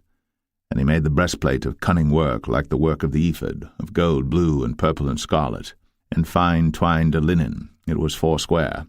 They made the breastplate double. A span was the length thereof, and a span the breadth thereof, being doubled. And they set in it 4 rows of stones. The first row was a sardius, a topaz, and a carbuncle. This was the first row. And the second row an emerald, a sapphire, and a diamond. And the third row a ligure, an agate, and an amethyst. And the fourth row a beryl, an onyx, and a jasper. They were enclosed in ouches of gold in their enclosings. And the stones were according to the names of the children of Israel, 12 according to their names, like the engravings of a signet, every one with his name, according to the 12 tribes. And they made upon the breastplate chains at the ends of wreathen work of pure gold. And they made 2 ouches of gold and 2 gold rings, and put the 2 rings in the 2 ends of the breastplate. And they put the 2 wreathen chains of gold in the 2 rings on the ends of the breastplate. And the 2 ends of the 2 wreathen chains they fastened in the 2 ouches, and put them on the shoulder pieces of the ephod before it. And they made 2 rings of gold, and put them on the 2 ends of the breastplate, upon the border of it, which was on the side of the ephod inward. And they made 2 other golden rings, and put them on the 2 sides of the ephod underneath, toward the forepart of it, over against the other coupling thereof, above the curious girdle of the ephod. And they did bind the breastplate by his rings unto the rings of the ephod with a lace of blue, that it might be above the curious girdle of the ephod, and that the breastplate might not be loosed from the ephod, as the Lord commanded Moses. And he made the robe of the ephod of woven work, all of blue. And there was an hole in the midst of the robe, as the hole of an habergeon, with a band round about the hole, that it should not rend. And they made upon the hems of the robe pomegranates of blue and purple and scarlet and twined linen. And they made bells of pure gold, and put the bells between the pomegranates upon the hem of the robe, round about between the pomegranates, a bell and a pomegranate round about the hem of the robe to minister in, as the Lord commanded Moses. And they made coats of fine linen of woven work for Aaron and for his sons, and a mitre of fine linen, and goodly bonnets of fine linen, and linen breeches of fine twined linen, and a girdle of fine twined linen, and blue and purple and scarlet of needlework, as the Lord commanded Moses. And they made the plate of the holy crown of pure gold, and wrote upon it a writing like to the engravings of a signet, Holiness to the Lord. And they tied unto it a lace of blue, to fasten it on high upon the mitre, as the Lord commanded Moses. Thus was all the work of the tabernacle of the tent of the congregation finished. And the children of Israel did according to all that the Lord commanded Moses, so did they. And they brought the tabernacle unto Moses, the tent, and all his furniture, his taches, his boards, his bars, and his pillars, and his sockets, and the covering of ram skins dyed red, and the covering of badger skins, and the veil of the covering, the ark of the testimony, and the staves thereof, and the mercy seat, the table and all the vessels thereof, and the showbread, the pure candlestick, with the lamps thereof, even with the lamps to be set in order, and all the vessels thereof, and the oil for light, and the golden altar, and the anointing oil, and the sweet incense, and the hanging for the tabernacle door, the brazen altar, and his grate of brass, his staves and all his vessels, the laver and his foot, the hangings of the court, his pillars and his sockets, and the hanging for the court gate, his cords, and his pins, and all the vessels of the service of the tabernacle for the tent of the congregation, the cloths of service to do service in the holy place, and the holy garments for Aaron the priest, and his sons' garments, to minister in the priest's office. According to all that the Lord commanded Moses, so the children of Israel made all the work. And Moses did look upon all the work, and behold, they had done it, as the Lord had commanded, even so had they done it. And Moses blessed them. Exodus 40. And the Lord spake unto Moses, saying, On the first day of the first month shalt thou set up the tabernacle of the tent of the congregation, and thou shalt put therein the ark of the testimony, and cover the ark with the veil. And thou shalt bring in the table, and set in order the things that are to be set in order upon it. And thou shalt bring in the candlestick, and light the lamps thereof. And thou shalt set the altar of gold for the incense before the ark of the testimony, and put the hanging of the door to the tabernacle. And thou shalt set the altar of the burnt offering before the door of the tabernacle of the tent of the congregation. And thou shalt set the laver between the tent of the congregation and the altar, and shalt put water therein. And thou shalt set up the court round about, and hang up the hanging at the court gate. And thou shalt take the anointing oil, and anoint the tabernacle, and all that is therein, and shalt hallow it in all the vessels thereof, and it shall be holy. And thou shalt anoint the altar of the burnt offering, and all his vessels, and sanctify the altar, and it shall be an altar most holy. And thou shalt anoint the laver and his foot, and sanctify it. And thou shalt bring Aaron and his sons unto the door of the tabernacle of the congregation, and wash them with water. And thou shalt put upon Aaron the holy garments, and anoint him, and sanctify him, that he may minister unto me in the priest's office. And thou shalt bring his sons, and clothe them with coats. And thou shalt anoint them, as thou didst anoint their father, that they may minister unto me in the priest's office, for their anointing shall surely be an everlasting priesthood throughout their generations. Thus did Moses. According to all that the Lord commanded him, so did he. And it came to pass in the first month, in the second year, on the first day of the month, that the tabernacle was reared up. And Moses reared up the tabernacle, and fastened his sockets, and set up the boards thereof, and put in the bars thereof, and reared up his pillars. And he spread abroad the tent over the tabernacle, and put the covering of the tent above upon it, as the Lord commanded Moses. And he took and put the testimony into the ark, and set the staves on the ark, and put the mercy seat above upon the ark. And he brought the ark into the tabernacle, and set up the veil of the covering, and covered the ark of the testimony, as the Lord commanded Moses. And he put the table in the tent of the congregation upon the side of the tabernacle northward without the veil. And he set the bread in order upon it before the Lord, as the Lord had commanded Moses. And he put the candlestick in the tent of the congregation over against the table on the side of the tabernacle southward. And he lighted the lamps before the Lord, as the Lord commanded Moses. And he put the golden altar in the tent of the congregation before the veil. And he burnt sweet incense thereon, as the Lord commanded Moses. And he set up the hanging at the door of the tabernacle. And he put the altar of burnt offering by the door of the tabernacle of the tent of the congregation, and offered upon it the burnt offering and the meat offering, as the Lord commanded Moses. And he set the laver between the tent of the congregation and the altar, and put water there to wash withal. And Moses and Aaron and his sons washed their hands, and their feet thereat, when they went into the tent of the congregation, and when they came near unto the altar, they washed, as the Lord commanded Moses. And he reared up the court round about the tabernacle and the altar, and set up the hanging of the court gate. So Moses finished the work. Then a cloud covered the tent of the congregation, and the glory of the Lord filled the tabernacle. And Moses was not able to enter into the tent of the congregation, because the cloud abode thereon, and the glory of the Lord filled the tabernacle. And when the cloud was taken up from over the tabernacle, the children of Israel went onward in all their journeys. But if the cloud were not taken up, then they journeyed not till the day that it was taken up. For the cloud of the Lord was upon the tabernacle by day, and fire was on it by night, in the sight of all the house of Israel, throughout all their journeys.